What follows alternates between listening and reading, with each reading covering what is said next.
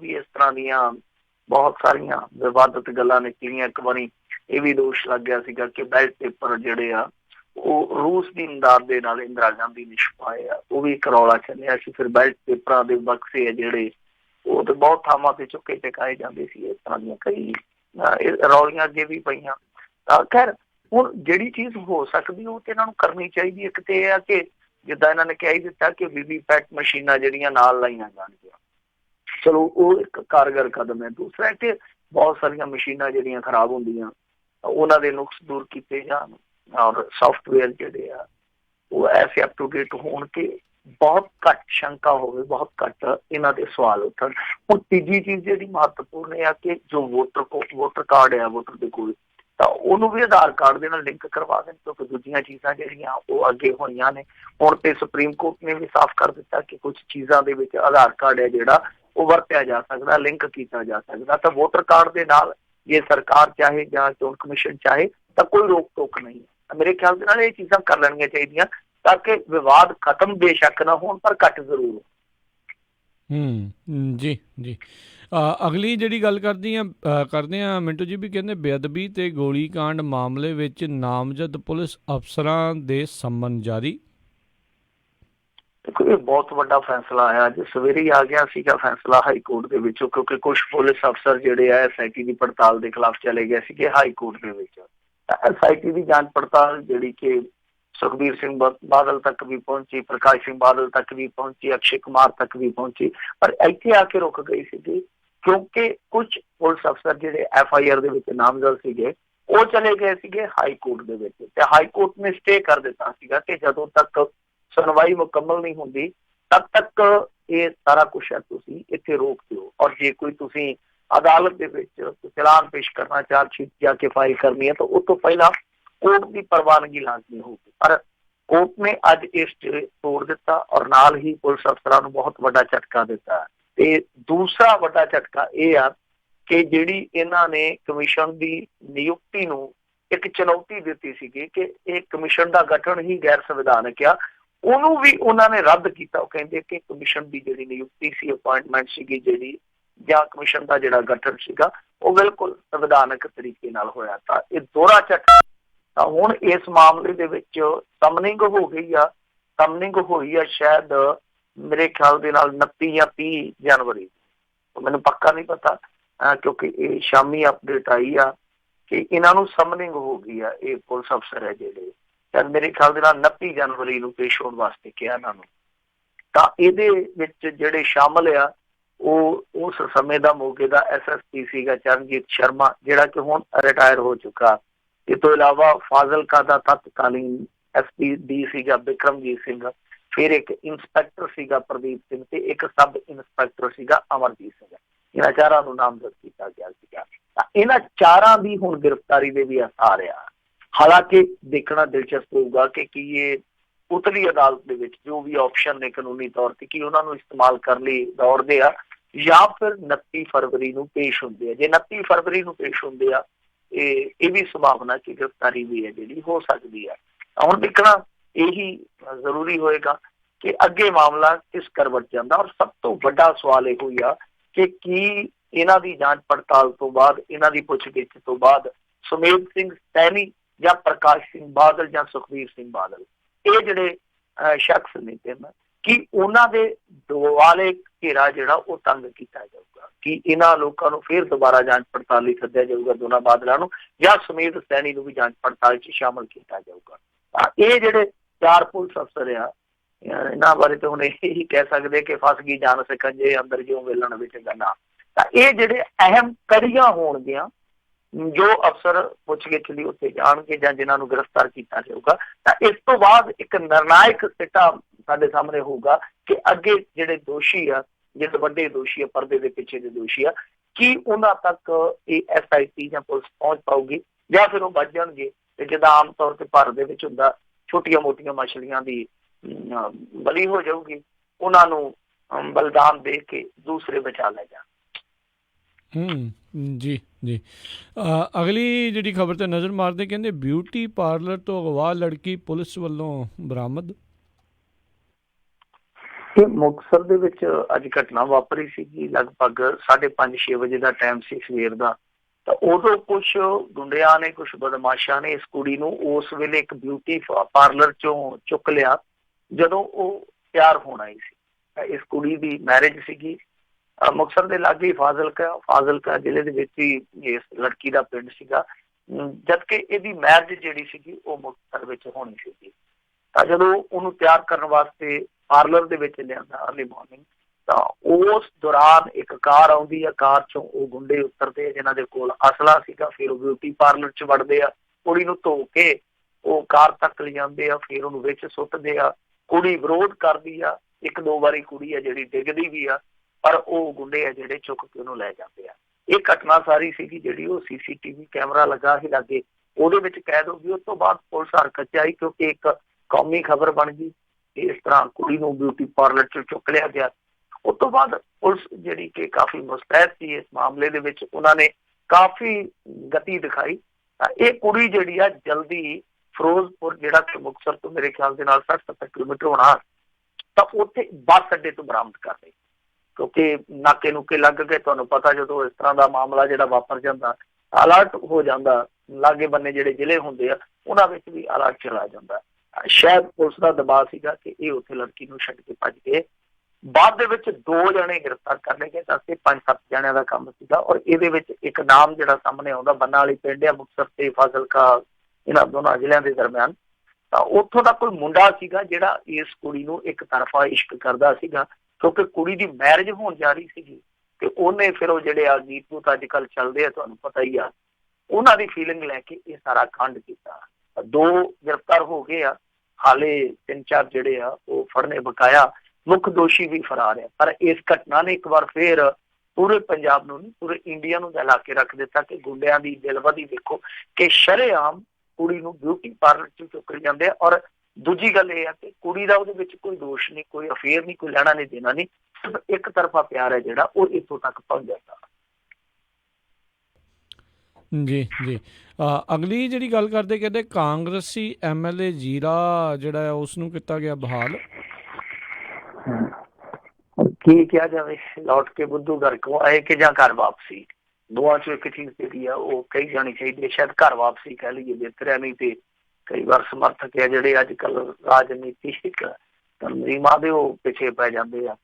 ਖੈਰ, ਕੁਲਬੀਰ ਸਿੰਘ ਜੀਰਾ ਨੇ ਜੋ ਬੋਲ ਬੋਲੇ ਸੀਗੇ, ਉਹਨਾਂ ਬੋਲਾਂ ਦੀ ਸਾਰੇ ਪੰਜਾਬ ਨੇ ਹਮਾਇਤ ਕੀਤੀ ਸੀ ਕਿਉਂਕਿ ਉਹ ਬੋਲ ਸੀਗੇ ਜਿਹੜੇ ਆਮ ਤੌਰ ਤੇ ਜਨਤਾ ਹੇਠਲੇ ਪੱਧਰ ਤੇ ਖੁੰਡ ਚਰਚਾ 'ਚ ਬੋਲਦੀ ਆ। ਆਮ ਜਨਤਾ ਦੇ ਵਿੱਚ ਜੇ ਆਪਾਂ ਚਲੇ ਜਾਈਏ ਤਾਂ ਉਹਨਾਂ 'ਚ ਇਹੋ ਹੀ ਚਰਚਾ ਰਹਿੰਦੀ ਆ ਕਿ ਇਹ ਸਾਰਾ ਕੁਛ ਕਿਉਂ ਗੜਬੜਾਇਆ।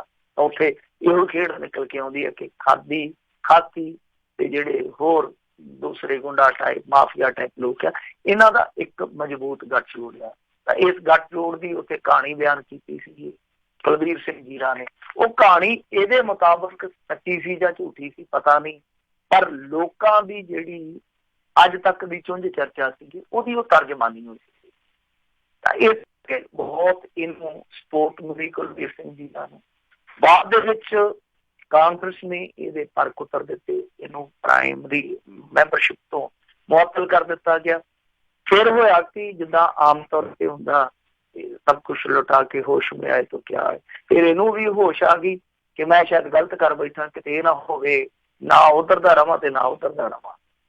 ਫਿਰ ਇਹਨੇ ਜਾ ਕੇ ਆਪਣੀ ਕੀਤੀ ਤੇ ਮਿੱਟੀ ਪਾਉਣੀ ਸ਼ੁਰੂ ਕਰ ਦਿੱਤੀ, ਪਰਦਾ ਪਾਉਣਾ ਸ਼ੁਰੂ ਕਰ ਦਿੱਤਾ, ਮਾਫੀ ਵਗੈਰਾ ਮੰਗੀ ਆ। ਤਾਂ ਉਸ ਤੋਂ ਬਾਅਦ ਫਿਰ ਇਹਨੂੰ ਬਹਾਲ ਕਰ ਦਿੱਤਾ ਗਿਆ ਸੀਗਾ।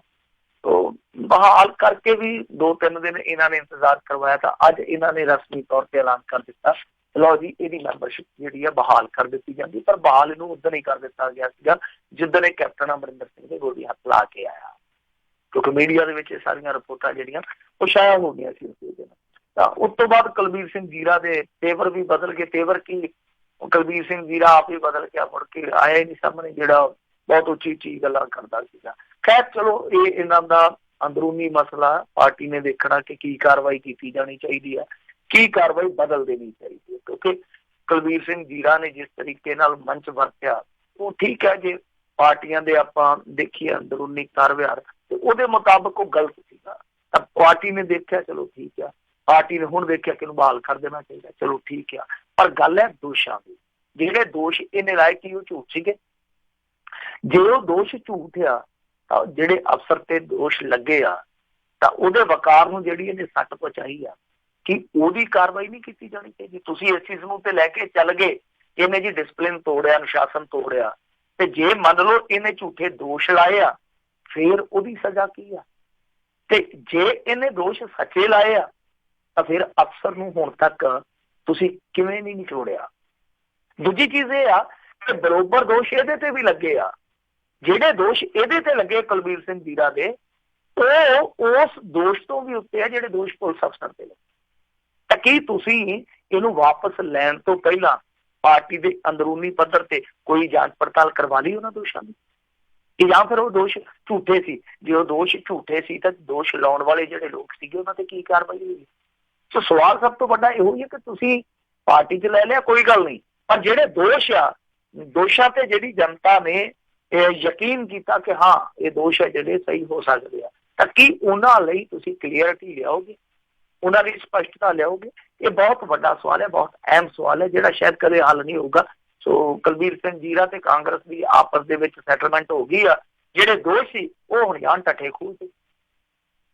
ਜੀ ਜੀ ਜੀ ਅਗਲੀ ਜਿਹੜੀ ਗੱਲ ਕਰਦੇ ਹਾਂ, ਚੰਡੀਗੜ੍ਹ ਤੋਂ ਲੋਕ ਸਭਾ ਚੋਣ ਲੜਨਗੇ ਨਵਜੋਤ ਕੌਰ ਸਿੱਧੂ, ਇਹ ਉੱਠ ਰਹੇ ਨੇ, ਕੁਝ ਗੱਲਾਂ ਚਰਚਾਵਾਂ ਚੱਲ ਰਹੀਆਂ। ਬਿਲਕੁਲ, ਇਹ ਚਰਚਾਵਾਂ ਪਿਛਲੇ ਹਫ਼ਤੇ ਹੀ ਸਿਖਰ ਤੇ ਚਲੀਆਂ ਗਈਆਂ ਸੀਗੀਆਂ ਕਿ ਨਵਜੋਤ ਕੌਰ ਸਿੱਧੂ ਮੈਂਬਰ ਪਾਰਲੀਮੈਂਟ ਦੀ ਇਲੈਕਸ਼ਨ ਲੜੂਗੀ, ਕਿਉਂਕਿ ਨਵਜੋਤ ਸਿੱਧੂ ਨੇ ਇੱਕ ਇੰਟਰਵਿਊ ਦੇ ਵਿੱਚ ਸਾਫ਼ ਹੀ ਕਹਿ ਦਿੱਤਾ ਸੀਗਾ ਕਿ ਜੇ ਸਾਨੂੰ ਹਾਈ ਕਮਾਂਡ ਦਾ ਹੁਕਮ ਹੋਇਆ ਤਾਂ ਬੀਬੀ ਜੀ ਚੋਣ ਲੜਨਗੇ। ਤਾਂ ਇਹ ਇੱਕ ਆਪਣੇ ਆਪ ਦੇ ਵਿੱਚ ਬਹੁਤ ਵੱਡਾ ਸਵਾਲ ਸੀਗਾ ਕਿ ਉੱਥੇ ਗੁਰਜੀਤ ਸਿੰਘ ਔਜਲਾ ਅੰਮ੍ਰਿਤਸਰ ਦੇ ਵਿੱਚ, ਤੇ ਉਹ ਸਿਟਿੰਗ MP ਆ, ਉਹਦੀ ਟਿਕਟ ਕੱਟਣੀ ਜਿਹੜੀ ਉਹ ਸੁਖਾਲਾ ਕੰਮ ਨਹੀਂ ਹੈ।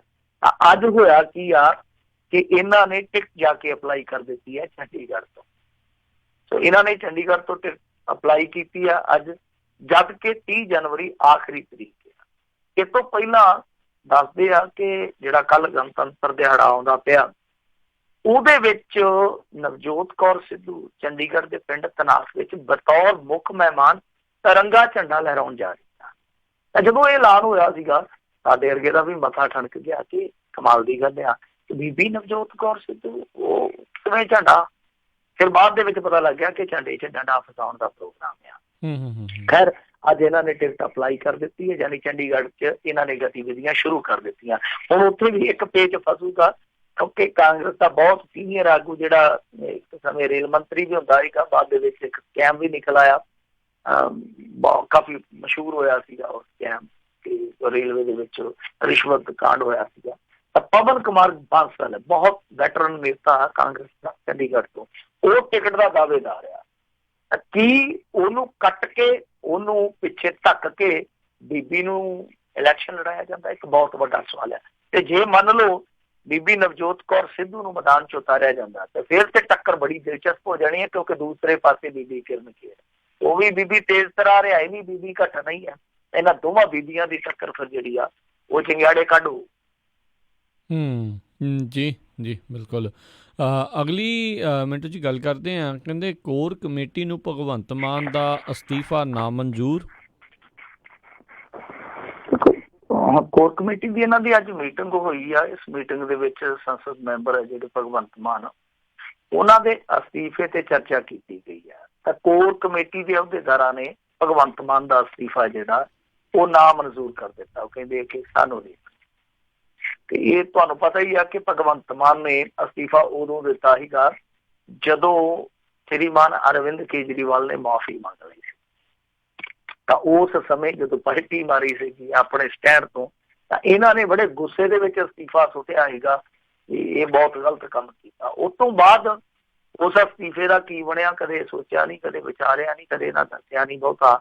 ਹਾਂ, ਜਦੋਂ ਵੀ ਕਿਤੇ ਪੱਤਰਕਾਰ ਸਵਾਲ ਕਰਦੇ ਸੀਗੇ ਤੇ ਕਹਿੰਦੇ ਸੀਗੇ ਕਿ ਮੈਂ ਸਮਾਂ ਆਉਣ ਤੇ ਜਾਂ ਸਮਾਂ ਮਿਲਣ ਤੇ ਅਰਵਿੰਦ ਕੇਜਰੀਵਾਲ ਨੂੰ ਜ਼ਰੂਰ ਪੁੱਛੂਗਾ ਕਿ ਇਹ ਸਟੈਂਡ ਬਦਲਿਆ, ਫਿਰ ਮੈਂ ਸਟੈਂਡ ਕਿਉਂ ਲਿਆ। तो पता नहीं मिलनी इन्हां दी होई या नहीं होई। वैसे रैली तो इकट्ठियां दी हो गई है, मिलनी पता नहीं क्यों नहीं हो रही। तो ये अपने आप दे विच एक पेच आ। खैर इन्हां ने अस्तीफा अप्रवान कर दिता, नामंजूर कर दिता कोर कमेटी वालियां ने। तो इसदा अर्थ आ ਕਿ ਅਸਲ ਦੇ ਵਿੱਚ ਭਗਵੰਤ ਮਾਨ ਹੈ ਜਿਹੜਾ ਉਹ ਕਮਾਂਡ ਕਰੂਗਾ ਇਸ ਇਲੈਕਸ਼ਨ ਦੇ ਵਿੱਚ ਆਮ ਆਦਮੀ ਪਾਰਟੀ, ਕਿਉਂਕਿ ਇਹਨਾਂ ਦੇ ਕੋਲ ਲੈ ਦੇ ਕੇ ਹੁਣ ਇੱਕੋ ਚਿਹਰਾ, ਕਿਉਂਕਿ ਅੱਗੇ ਚਿਹਰੇ ਕਾਫੀ ਸੀਗੇ, ਬਹੁਤੇ ਚਿਹਰੇ ਜਦਾਇਕ ਫੂਲਕਾ, ਕਮਰ ਸੰਧੂ, ਸੁਖਪਾਲ ਖਹਿਰਾ, ਧਰਮਵੀਰ ਗਾਂਧੀ, ਉਹ ਬਹੁਤ ਵੱਡੇ ਚਿਹਰੇ ਸੀ ਜਿਹੜੇ ਇਹਨਾਂ ਦੇ ਕੋਲ।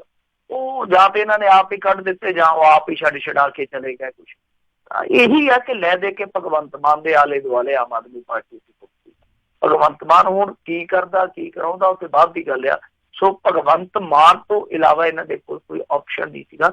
ਭਗਵੰਤ ਮਾਨ ਦਾ ਅਸਤੀਫਾ ਨਾ ਮਨਜ਼ੂਰ ਕਰਨਾ ਇੱਕ ਰਸਮ ਆ, ਅਸਲ ਦੇ ਵਿੱਚ ਇਹਨਾਂ ਦੇ ਕੋਲ ਕੋਈ ਹੋਰ ਵਿਕਲਪ, ਕੋਈ ਬਦਲ, ਕੋਈ ਆਪਸ਼ਨ ਹੈ ਨਹੀਂਗਾ। ਜੀ ਜੀ। ਅਤੇ ਮਿੰਟੂ ਜੀ ਦੱਸਦੇ ਵੀ ਸ਼ੁੱਕਰਵਾਰ ਹੋਣ ਕਰਕੇ ਜਿਹੜੇ ਆਪਾਂ ਸਵਾਲਾਂ ਦੇ ਜਵਾਬ, ਜਿਹੜੇ ਸਰੋਤਿਆਂ ਦੇ ਸਵਾਲ ਵੀ ਲਵਾਂਗੇ, ਜਿਹੜੀਆਂ ਕੁਝ ਕੁ ਹੋਰ ਖਬਰਾਂ ਰਹਿ ਗਈਆਂ ਉਸ ਤੋਂ ਬਾਅਦ ਦੇ ਵਿੱਚ, ਬ੍ਰੇਕ ਤੋਂ ਬਾਅਦ 'ਚ। ਸੋ ਸਰੋਤਿਓ, ਜੇ ਤੁਸੀਂ ਵੀ ਸਵਾਲ ਮਿੰਟੂ ਜੀ ਨੂੰ ਪੁੱਛਣਾ ਚਾਹੋਗੇ ਤਾਂ ਉਦੋਂ ਤੁਸੀਂ ਕਾਲ ਕਰ ਸਕੋਗੇ। ਨੰਬਰ ਹੈਗਾ ਸਟੂਡੀਓ ਦੇ ਵਿੱਚ ਕਾਲ ਕਰਨ ਦੇ ਲਈ 408 272 5200। ਅਤੇ ਅਗਲੀ ਮਿੰਟੂ ਜੀ ਗੱਲ ਕਰਦੇ, ਕਹਿੰਦੇ ਪੁਲਿਸ ਦਾ ਦਲਾਲਪੁਣਾ, ਦੋਸ਼ੀ ਨੂੰ ਹਾਈ ਕੋਰਟ ਨੇ ਜੇਲ੍ਹ ਭੇਜਿਆ ਅਤੇ ਥਾਣੇਦਾਰ 'ਤੇ ਕਾਰਵਾਈ ਦੇ ਦਿੱਤੇ ਆ ਹੁਕਮ। ਦੇਖੋ, ਇਹ ਮਾਮਲਾ ਜਿਹੜਾ ਸ਼ਾਇਦ 2012 ਦਾ ਆ। ਮਾਮਲਾ ਕੁਛ ਇਸ ਤਰ੍ਹਾਂ ਦਾ ਸੀਗਾ ਕਿ ਇੱਕ ਮਜ਼ਦੂਰ ਤੇ ਇੱਕ ਗਰੀਬ ਤੇ ਇੱਕ ਟਰਾਂਸਪੋਰਟਰ ਨੇ ਬਾਲਟੀ ਭਰ ਕੇ ਐਸਿਡ ਪਾ ਦਿੱਤਾ ਸੀਗਾ। ਜਦੋਂ ਡਰਾਈਵਰ ਸੀਗਾ ਟਰਾਂਸਪੋਰਟਰ ਦਾ, ਮਜ਼ਦੂਰ ਹੀ ਕਹਿ ਲਈਏ ਆਪਾਂ, ਤਾਂ ਜਦੋਂ ਉਹ ਬਾਲਟੀ ਭਰ ਕੇ ਉਹਨੇ ਤੇਜ਼ਾਬ ਪਾਇਆ, ਹੁਣ ਤੇਜ਼ਾਬ ਪਤਾ ਨਹੀਂ ਕਿਹੜਾ ਤੇਜ਼ਾਬ, ਵੀ ਕਈ ਕਿਸਮ ਦਾ ਹੁੰਦਾ, ਤਾਂ ਦੱਸਦੇ ਆ ਕਿ ਉਹਦੀਆਂ ਦੋਹਾਂ ਅੱਖਾਂ ਦੀ ਰੋਸ਼ਨੀ ਚਲੇ ਗਈ ਸੀ। ਤਾਂ ਹੋਇਆ ਕਿ ਬਾਅਦ ਦੇ ਵਿੱਚ ਇੱਕ ਪਾਲਿਸੀ ਆ ਗਈ, ਇੱਕ ਯੋਜਨਾ ਆ ਗਈ ਕਿ ਜਿਹੜੇ ਐਸਿਡ ਅਟੈਕ ਦੇ ਵਿਕਟਮ ਆ ਉਹਨਾਂ ਨੂੰ ਮੁਆਵਜ਼ਾ ਦੇਊਗੀ ਸਰਕਾਰ। ਤਾਂ ਇਸ ਬੰਦੇ ਨੇ, ਇਸ ਵਿਕਟਮ ਨੇ, ਇਸ ਪੀੜਤ ਨੇ ਵੀ ਜਾ ਕੇ ਮੁਆਵਜ਼ਾ ਅਪਲਾਈ ਕਰ ਦਿੱਤਾ ਡੀਸੀ ਦੇ ਕੋਲ। ਡੀਸੀ ਨੇ ਜਦੋਂ ਕੇਸ ਦੇਖਿਆ ਉਹਨੇ ਕਿਹਾ ਤੁਹਾਡਾ ਰਾਜੀਨਾਮਾ ਹੋਇਆ, ਮੈਂ ਇਸ ਮਾਮਲੇ ਦੇ ਵਿੱਚ ਇਹੋ ਹੀ ਕਹੂੰਗਾ ਕਿ ਤੁਹਾਨੂੰ ਮੁਆਵਜ਼ਾ ਨਹੀਂ ਦਿੱਤਾ ਜਾ ਸਕਦਾ। ਫਿਰ ਇਹਨਾਂ ਨੇ ਲੀਗਲ ਸਰਵਿਸ ਅਥਾਰਟੀ, ਉਹਨਾਂ ਦੇ ਕੋਲ ਵੀ ਪਹੁੰਚ ਕੀਤੀ, ਉਹਨਾਂ ਨੇ ਵੀ ਇਹਨਾਂ ਦਾ ਕੇਸ ਜਿਹੜਾ ਸੀ ਉਹਨਾਂ ਤੇ ਕਰ ਦਿੱਤਾ। ਫਿਰ ਇਹਨਾਂ ਨੇ ਹਾਈ ਕੋਰਟ ਦੇ ਵਿੱਚ ਇਸ ਚੀਜ਼ ਨੂੰ ਚੈਲੰਜ ਕੀਤਾ। ਤਾਂ ਹਾਈ ਕੋਰਟ ਨੇ ਜਦੋਂ ਕੇਸ ਪੜ੍ਹਿਆ ਉਹ ਦੰਗ ਰਹਿ ਗਏ, ਕਹਿੰਦੇ ਕਮਾਲ ਦਾ ਕੰਮ ਹੈ ਪੰਜਾਬ ਪੁਲਿਸ, ਕਿਉਂਕਿ ਜਿਹੜਾ ਰਾਜੀਨਾਮਾ ਕਰਵਾਇਆ ਉਹ ਰਾਜੀਨਾਮਾ ਅਸਲ ਦੇ ਵਿੱਚ ਇੱਕ ਥਾਣੇਦਾਰ ਨੇ ਵਿੱਚ ਪੈ ਕੇ ਕਰਵਾਇਆ। ਮਤਲਬ ਜਿਹੜੇ ਬੰਦੇ ਨੇ ਇਸ ਕੇਸ ਨੂੰ ਅੱਗੇ ਲਿਜਾਣਾ ਸੀ, ਜ਼ਿੰਮੇਵਾਰੀ ਸੀ, ਉਹੀ ਥਾਣੇਦਾਰ ਵਿੱਚ ਵਿਚੋਲਾ ਬਣ ਗਿਆ। ਤਾਂ ਦੋਵਾਂ ਦਾ ਰਾਜੀਨਾਮਾ ਕਰਾ ਦਿੱਤਾ। ਉਸ ਗਰੀਬ ਨੂੰ ਥੋੜੇ ਜਿਹੇ ਪੈਸੇ ਦੇ ਦਿੱਤੇ, ਲੈ ਚੱਕ ਤੂੰ ਇੰਨੇ ਕੁ ਪੈਸੇ ਦੇ, ਕੀ ਕਰੇਗਾ ਉੱਥੇ ਕੇਸਾਂ 'ਚ ਉਲਝ ਕੇ, ਆ ਪੈਸੇ ਤੇ ਜੇਬ ਦੇ ਵਿੱਚ ਪਾ, ਜੇਬ ਦੇ ਵਿੱਚ ਲੈ ਕੇ ਘੁੰਮ, ਨਜ਼ਾਰੇ ਲੈ, ਕੋਈ ਗੱਲ ਨਹੀਂ, ਜਿਹੜਾ ਕੁਛ ਹੋਣਾ ਸੀ ਹੋ ਗਿਆ। ਤਾਂ ਫਿਰ ਹਾਈ ਕੋਰਟ ਨੇ ਹੁਕਮ ਦਿੱਤਾ CBI ਜਾਂਚ ਪੜਤਾਲ ਦਾ। CBI ਨੇ ਜਦੋਂ ਜਾਂਚ ਪੜਤਾਲ ਕੀਤੀ ਤਾਂ ਉਹਨਾਂ ਨੇ ਸਾਫ਼ ਪਾਇਆ ਕਿ ਇਹਦੇ ਵਿੱਚ ਥਾਣੇਦਾਰ ਨੇ ਦਲਾਲਪੁਣਾ ਕੀਤਾ। ਹੁਣ ਹਾਈ ਕੋਰਟ ਨੇ ਕੀ ਕੀਤਾ ਕਿ ਉੱਥੇ ਜਿਹੜਾ ਦੋਸ਼ੀ ਸੀਗਾ ਉਹਨੂੰ ਤੇ ਨਾਲ ਦੀ ਨਾਲ ਹੱਥ ਕੜੀਆਂ ਲਾ ਕੇ ਤੇ ਆਖਿਆ ਕਿ ਜੇਲ੍ਹ 'ਚ ਲੈ ਜਾਓ, ਜੋ ਵੀ ਕਾਨੂੰਨੀ ਕਾਰਵਾਈ ਬਣਦੀ ਹੈ ਤੇ ਕਰੋ। ਔਰ ਦੂਜੇ ਪਾਸੇ ਜਿਹੜਾ ਥਾਣੇਦਾਰ ਸੀਗਾ ਉਹਦੇ ਬਾਬਤ ਵੀ ਇਹੋ ਆਖਿਆ ਕਿ ਜੋ ਵੀ ਵਿਭਾਗੀ ਕਾਰਵਾਈ ਹੋ ਸਕਦੀ ਆ, ਜੋ ਵੀ ਕਾਰਵਾਈ ਬਣਦੀ ਹੈ, ਜੋ ਵੀ ਅਫੈਂਸ ਆ, ਉਹਦੇ ਮੁਤਾਬਕ ਇਹਦੇ ਤੇ ਕਾਰਵਾਈ ਕਰੋ। ਦੋਨਾਂ ਤੇ ਕਾਰਵਾਈ ਦੇ ਹੁਕਮ ਹੋ ਗਿਆ। ਪਰ ਇਹ ਇਸ ਚੀਜ਼ ਤੇ ਮੋਹਰ ਆ ਕਿ ਪੰਜਾਬ ਪੁਲਿਸ ਜਿਹੜੀ ਆ ਉਹ ਕਿਸ ਤਰ੍ਹਾਂ ਕੰਮ ਕਰਦੀ ਆ। ਇਸ ਤਰ੍ਹਾਂ ਦਾ ਕੰਮ ਕਰਦੀ ਆ ਕਿ ਕਈ ਦਫਾ ਇਨਸਾਫ ਲੈਣ ਲਈ ਜੇ ਕੋਈ ਹਮਾਤੜ ਗਰੀਬ ਜਾਂਦਾ ਤਾਂ ਉਹਨੂੰ ਇਹ ਕਹਿ ਕੇ ਕਿਰਾਏ ਪਾ ਦਿੱਤਾ ਜਾਂਦਾ ਕਿ ਗਾਂ ਤੇਰਾ ਵਟਿਆ ਕੁਛ ਨਹੀਂ ਜਾਣਾ, ਅਸੀਂ ਤੈਨੂੰ ਲੈ ਦਿੰਦੇ ਹਾਂ ਕੁਛ। ਉਹਨੂੰ ਥੋੜਾ ਬਹੁਤਾ ਲੈ ਦੇ ਕੇ ਆਪ ਬਹੁਤ ਕੁਛ ਲੈ ਜਾਂਦਾ। ਤਾਂ ਉੱਥੇ ਫਿਰ ਕਿਹੜੀ ਭੂਮਿਕਾ ਹੋਗੀ? ਦਲਾਲ ਦੀ। ਤਾਂ ਇਹ ਦਲਾਲ ਪੁਣਾ ਹੈ ਜਿਹੜਾ ਉਹ ਬਹੁਤ ਸਾਰੇ ਪੁਲਿਸ ਅਫਸਰ ਕਰਦੇ ਆ, ਔਰ ਕਈ ਤੇ ਕਰਦੇ ਕਰਦੇ ਲੋਕਾਂ ਦੀ ਨਜ਼ਰ ਦੇ ਵਿੱਚ ਬੜੇ ਚੰਗੇ ਬਣ ਜਾਂਦੇ ਆ। ਇਹ ਫਲਾਣਾ ਅਫਸਰ ਤੇ ਕਿਸੇ ਨੂੰ ਕਹਿੰਦੇ ਕੁਛ ਨਹੀਂ, ਮਾਮਲਾ ਨਿਬੇੜ ਦਿੰਦਾ। ਮਾਮਲਾ ਨਿਬੇੜਦਾ ਆਪਣਾ ਜ਼ਮੀਰ ਕਿੱਦਾਂ ਨਿਬੇੜਦਾ ਉਹ ਵੇਖਿਆ ਹੀ ਨਹੀਂ ਜਾਂਦਾ। ਜੀ ਜੀ ਜੀ। ਅਗਲੀ ਜਿਹੜੀ ਗੱਲ ਕਰਦੇ, ਕਹਿੰਦੇ ਪੰਜਾਬ ਅੰਦਰ ਹੁਣ ਸਮਾਰਟ ਕਾਰਡ ਰਾਹੀਂ ਮਿਲੇਗਾ ਅਨਾਜ। ਸਮਾਰਟਫੋਨ ਤੇ ਨਹੀਂ ਆਏ ਹਾਲੇ ਤੱਕ, ਸਮਾਰਟ ਕਾਰਡ ਦੇ ਨਾਲ ਹੀ ਕੰਮ ਚਲਾ ਲਓ।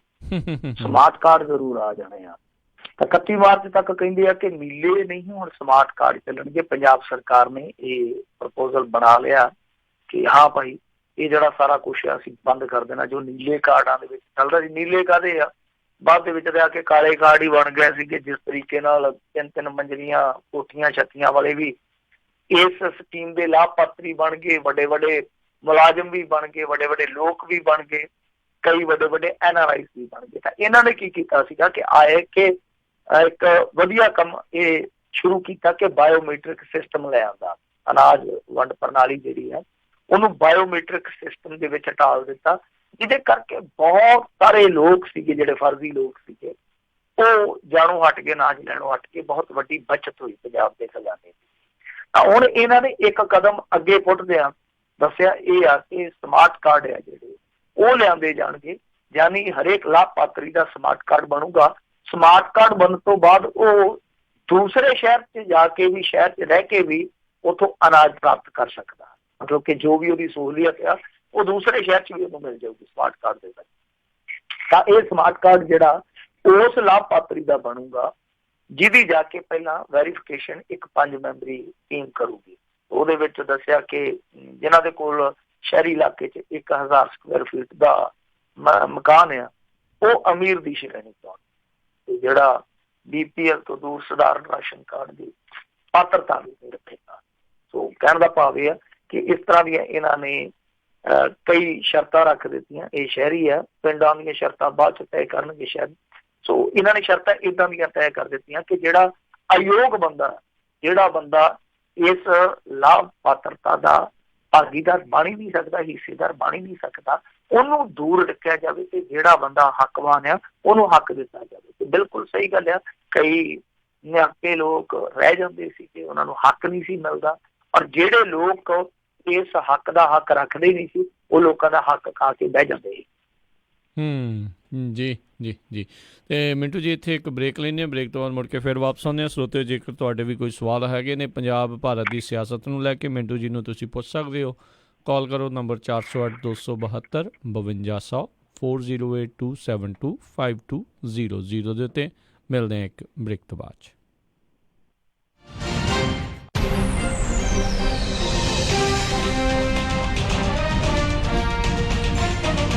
ਹਾਂਜੀ, ਕੀ ਗੱਲ? ਇਮਾਨਦਾਰ ਤਸੱਲੀ ਬਖਸ਼ ਟਰੱਕ ਸਿਖਾਉਣ ਵਾਲਾ ਨਹੀਂ ਮਿਲ ਰਿਹਾ? ਫਿਕਰ ਨਾਟ, ਮੇਰਾ ਵੀ ਇਹੀ ਹਾਲ ਸੀ, ਪਰ ਹੁਣ ਮੈਂ north west truck driving school ਵੱਲੋਂ ਦਵਾਇਆ ਹੋਇਆ ਕਮਰਸ਼ੀਅਲ ਡਰਾਈਵਿੰਗ ਲਾਇਸੈਂਸ ਲੈ ਕੇ ਪੂਰਾ ਅਮਰੀਕਾ ਹੀ ਗਾ ਲਿਆ। ਤੁਸੀਂ ਵੀ ਟਰੱਕ ਸਿੱਖਣ ਦੇ ਲਈ ਅੱਜ ਹੀ ਕਾਲ ਕਰੋ north west truck driving school ਵਾਲਿਆਂ ਨੂੰ 530 777 6737। ਇਹ ਤੁਹਾਨੂੰ ਬਹੁਤ ਹੀ ਵਧੀਆ ਤਰੀਕੇ ਦੇ ਨਾਲ ਆਟੋਮੈਟਿਕ ਟਰੱਕ ਅਤੇ 6 ਤੋਂ 10 ਸਪੀਡ ਵਾਲਾ ਟਰੱਕ ਚਲਾਉਣਾ ਸਿਖਾਉਂਦੇ ਨੇ, ਉਹ ਵੀ ਸਿਰਫ $1250 ਦੇ ਵਿੱਚ, ਤੇ ਨਾਲ ਹੀ ਜੌਬ ਪਲੇਸਮੈਂਟ ਦੀ ਪੂਰੀ ਗਾਰੰਟੀ ਵੀ ਦਿੰਦੇ ਹਨ। ਆਊਟ ਆਫ ਸਟੇਟ ਵਾਲੇ ਵਿਦਿਆਰਥੀਆਂ ਦੇ ਲਈ $1450, ਜਿਸ ਵਿੱਚ ਇਹ ਤੁਹਾਨੂੰ ਪਿਕਅਪ ਵੀ ਕਰਦੇ ਹਨ ਤੇ ਰਹਿਣ ਅਤੇ ਖਾਣ ਦਾ ਪ੍ਰਬੰਧ ਵੀ ਹੋਵੇਗਾ, ਤੇ ਟਰੱਕ ਚਲਾਉਣ ਵੇਲੇ ਰਿਪੇਅਰ ਅਤੇ ਮੇਨਟੇਨੈਂਸ ਦੇ ਵਿੱਚ ਵੀ ਤੁਹਾਡੀ ਹੈਲਪ ਕਰਦੇ ਹਨ। 24/7 ਟੋਇੰਗ ਸਰਵਿਸ ਅਵੇਲੇਬਲ। ਨੰਬਰ 5303002356। ਇਸ ਮੌਕੇ ਦੇ ਉੱਤੇ ਟਰੱਕ ਡਰਾਈਵਰ ਵੀ ਹਾਇਰ ਕਰ ਰਹੇ ਹਨ। ਸੋ ਟਰੱਕ ਸਿੱਖਣ ਦੇ ਲਈ, ਜੌਬ ਦੇ ਲਈ ਅੱਜ ਹੀ ਕਾਲ ਕਰੋ north west truck driving school 530 751 51 15 530 751 5115 north west truck driving school.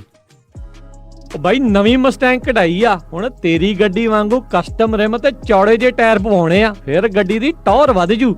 ਤੂੰ ਸਿਟਰਸ ਹਾਈਟਸ ਵਿੱਚ S&S ਟਾਇਰਸ ਵਾਲੇ ਅਮਰਪਾਲ ਸਿੰਘ ਹੁਣਾਂ ਕੋਲ ਜਾ, ਮੈਂ ਵੀ ਉਹਨਾਂ ਕੋਲੋਂ ਹੀ ਪਵਾਏ ਸੀ।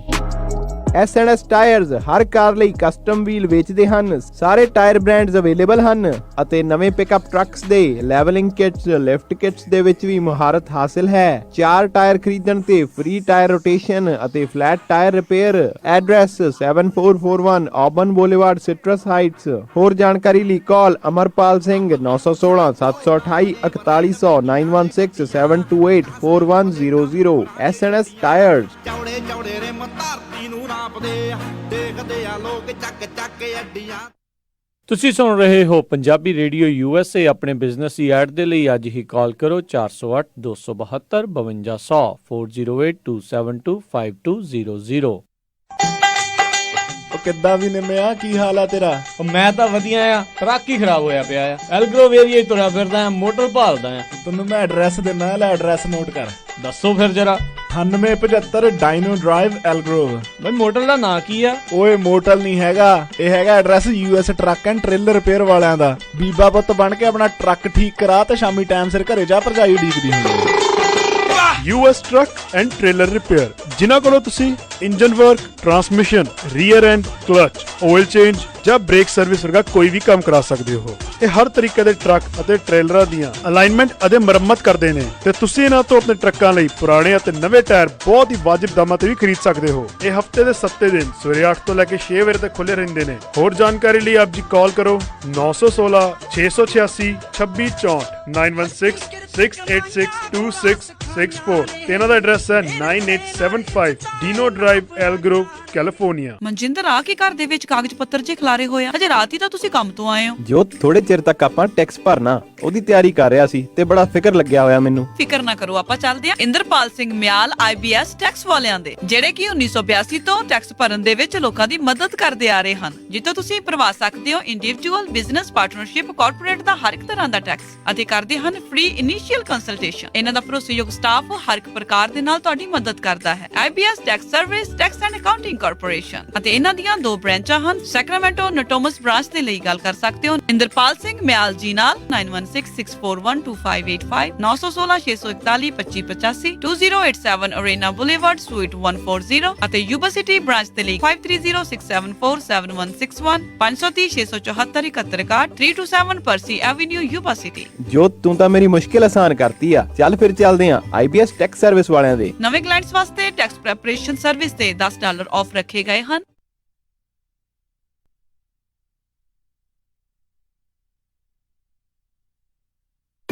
ਤੁਸੀਂ ਸੁਣ ਰਹੇ ਹੋ KOBO Yuba city 1450 AM, KIID Sacramento 1470 AM, KWRU Fresno 1300 AM, KLHC Bakersfield 1350 AM।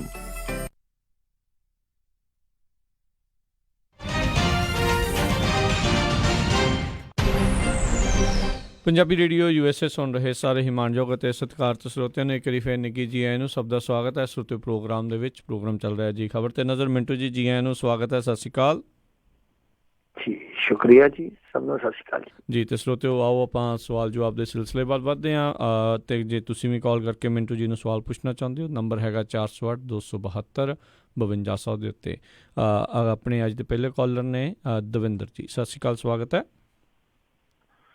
ਹਾਂਜੀ ਮਿੰਟੂ ਭਾਜੀ, ਮੈਂ ਤਾਂ ਐਂ ਪਤਾ ਕਰਨਾ ਸੀ ਵੀ ਆਪਣਾ GK ਦੀ ਗ੍ਰਿਫਤਾਰੀ ਹੋਈ ਆ ਜਾਂ ਜੇ ਨਹੀਂ ਹੋਈ, ਜਾਂ ਕੱਲੀ FIR ਦਰਜ ਹੋਈ ਆ ਜੀ। ਇੱਕ ਕੋਲੇ ਵਾਲੀ ਦੀ ਅਪਡੇਟ ਦੇ ਦਿਓ ਭਾਜੀ, ਮਿਹਰਬਾਨੀ। ਓਕੇ, ਥੈਂਕ ਯੂ ਜੀ।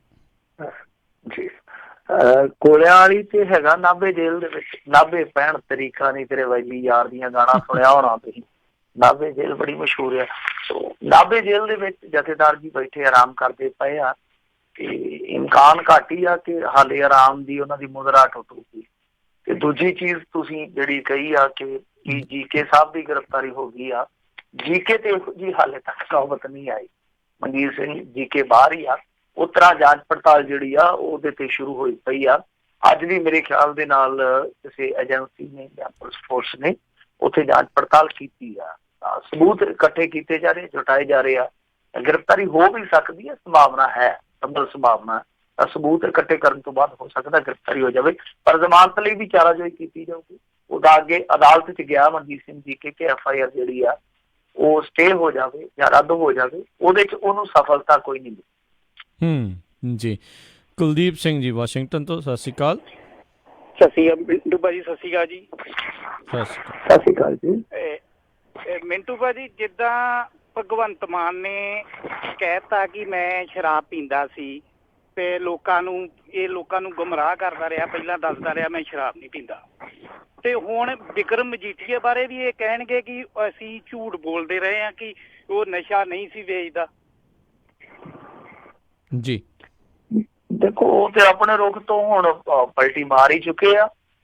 ਉਹ ਤੇ ਪਹਿਲਾਂ ਕਹਿੰਦੇ ਹੁੰਦੇ ਸੀ ਕਿ ਸਾਰਾ ਕੁਛ ਹੀ ਕਹਿੰਦੇ ਸੀ ਕਿ ਉਹ ਤੇ ਕਹਿੰਦੇ ਸੀ ਕਿ ਦੇਖੋ 13 ਨੂੰ ਰਿਜ਼ਲਟ ਆ ਜਾਣਾ, 15 ਨੂੰ ਅਸੀਂ ਸਹੁੰ ਚੁੱਕ ਲੈਣੀ ਆ, 20 ਨੂੰ ਚਲੋ ਸੁਖਣਾ ਸਖਣਾ ਲਾ ਲਾਂਗੇ, ਤੇ ਉਸ ਤੋਂ ਬਾਅਦ ਜਿਹੜੀ ਅਪ੍ਰੈਲ ਦੀ 15 ਹੋਊਗੀ ਉਸ ਤੋਂ ਪਹਿਲਾਂ ਮਜੀਠੀਆ ਜੇਲ੍ਹ 'ਚ ਤੁਹਾਨੂੰ ਚੱਕੀ ਕਿਹਦਾ ਨਜ਼ਰ ਆਉਂਦਾ ਹੋਊ। ਏਦਾਂ ਹੀ ਕਹਿੰਦਾ ਸੀਗਾ ਨਾ ਕੇਜਰੀਵਾਲ, ਤੁਹਾਨੂੰ ਚੱਕੀ ਕਹਿੰਦਾ ਸੀਗਾ ਉਹ, ਤੇ ਬਾਅਦ ਦੇ ਵਿੱਚ ਕੁਛ ਵੀ ਨਹੀਂ ਹੋਇਆ, ਮਾਫੀ ਮੰਗ ਕੇ ਆ। ਜਿੱਥੋਂ ਤੱਕ ਸ਼ਰਾਬ ਦਾ ਮਸਲਾ, ਦੇਖੋ ਭਗਵੰਤ ਮਾਨ ਨੇ ਪਹਿਲਾਂ ਕਿਉਂ ਨਹੀਂ ਦੱਸਿਆ, ਤੇ ਭਗਵੰਤ ਮਾਨ ਹੀ ਬਿਹਤਰ ਦੱਸ ਸਕਦਾ। ਪਰ ਇਹਦੇ ਤੇ ਮੈਂ ਵੀ ਬਹੁਤ ਜ਼ਿਆਦਾ ਟਰੋਲ ਹੋਇਆ। ਮੈਂ ਸਿਰਫ ਇੱਕੋ ਵਿਅੰਗਾਤਮਕ ਟਿੱਪਣੀ ਕੀਤੀ ਸੀ ਕਿ ਇਹਨੂੰ ਵਿਅਕਤੀਗਤ ਨਿਰਣੇ ਨਾਲ ਜੋੜਿਆ ਜਾਣਾ ਚਾਹੀਦਾ। ਸ਼ਰਾਬ, ਦੇਖੋ ਸ਼ਰਾਬ ਜਿਹੜੀ ਆ ਉਹ ਸਮਾਜ ਪ੍ਰਵਾਨਿਤ ਨਸ਼ਾ ਹੈਗਾ। ਉਹਨੂੰ ਜੇ ਨਹੀਂ ਕੋਈ ਪੀਂਦਾ ਤੇ ਉਹਦੀ ਮਰਜ਼ੀ ਹੈ, ਜੇ ਕੋਈ ਪੀਂਦਾ ਤੇ ਉਹਦੀ ਮਰਜ਼ੀ ਹੈ, ਕੋਈ ਗੈਰ ਕਾਨੂੰਨੀ ਕੰਮ ਨਹੀਂ ਹੈ। ਪਰ ਰੌਲਾ ਇਹ ਆ ਕਿ ਜੇ ਆਪਾਂ ਛੱਡਦੇ ਹਾਂ ਤਾਂ ਉਹ ਆਪਣਾ ਵਿਅਕਤੀਗਤ ਨਿਰਣਾ, ਜੇ ਆਪਣਾ ਪੀਂਦੇ ਆ ਤਾਂ ਵਿਅਕਤੀਗਤ ਨਿਰਣਾ। ਤਾਂ ਜਦੋਂ ਛੱਡਦਾ ਬੰਦਾ ਤਾਂ ਉਸ ਚੀਜ਼ ਨੂੰ ਇੱਕ ਰਾਜਨੀਤਿਕ ਸਟੰਟ ਦੇ ਤੌਰ ਤੇ ਵਰਤਣਾ, ਇਹ ਮੇਰੇ ਖਿਆਲ ਦੇ ਨਾਲ ਜ਼ਿਆਦਾ ਚਰਚਾਯੋਗ ਹੋਇਆ ਬਨਸਪਤੀ ਇਸ ਤੇ ਕਿ ਉਹਨੇ ਫੈਸਲਾ ਲਿਆ। ਜੇ ਫੈਸਲਾ ਲਿਆ ਤਨਦੇਹੀ ਨਾਲ ਉਹ ਇਸ ਫੈਸਲੇ ਤੇ ਪਹਿਰਾ ਦਿੰਦਾ ਭਗਵੰਤ ਮਾਨ, ਤੇ ਮੈਂ ਤੇ ਸਵਾਗਤ ਕਰਦਾ ਇਸ ਚੀਜ਼ ਦਾ, ਕਿਉਂਕਿ ਦੇਖੋ ਕੋਈ ਵੀ ਮਾੜੀ ਆਦਤ ਜੇ ਕੋਈ ਬੰਦਾ ਛੱਡਦਾ ਉਹਦਾ ਇਸਤੇਮਾਲ ਹੋਣਾ ਚਾਹੀਦਾ। ਪਰ ਰੌਲਾ ਇਹ ਆ ਕਿ ਉਹਦਾ ਰਾਜਸੀਕਰਨ ਨਹੀਂ ਹੋਣਾ ਚਾਹੀਦਾ, ਰੌਲਾ ਰੱਪਾ ਨਹੀਂ ਪੈਣਾ ਚਾਹੀਦਾ। ਹਾਂ, ਜਦੋਂ ਤੁਸੀਂ ਬਿਹਤਰ ਨਤੀਜੇ ਦੇ ਦਿਓ ਫਿਰ ਤੁਸੀਂ ਜਨਤਾ ਨੂੰ ਦੱਸ ਸਕਦੇ ਹੋ ਕਿ ਯਾਰ ਮੈਂ ਆਹ ਚੀਜ਼ ਛੱਡੀ ਸੀਗੀ ਤਾਂ ਉਸ ਤੋਂ ਬਾਅਦ ਮੇਰੀਆਂ ਪ੍ਰਾਪਤੀਆਂ ਦਾ ਦਾਇਰਾ ਇੱਥੋਂ ਤੱਕ ਵਧਿਆ, ਤਾਂ ਮੇਰੇ ਖਿਆਲ ਦੇ ਨਾਲ ਉਹ ਚੀਜ਼ ਬਿਹਤਰ ਹੁੰਦੀ। ਜੀ ਅਗਲੇ ਕਾਲਰ ਨੇ ਆਪਣੇ ਨਾਲ ਸੁਰਜੀਤ ਜੀ, ਸਤਿ ਸ਼੍ਰੀ ਅਕਾਲ, ਸਵਾਗਤ ਹੈ।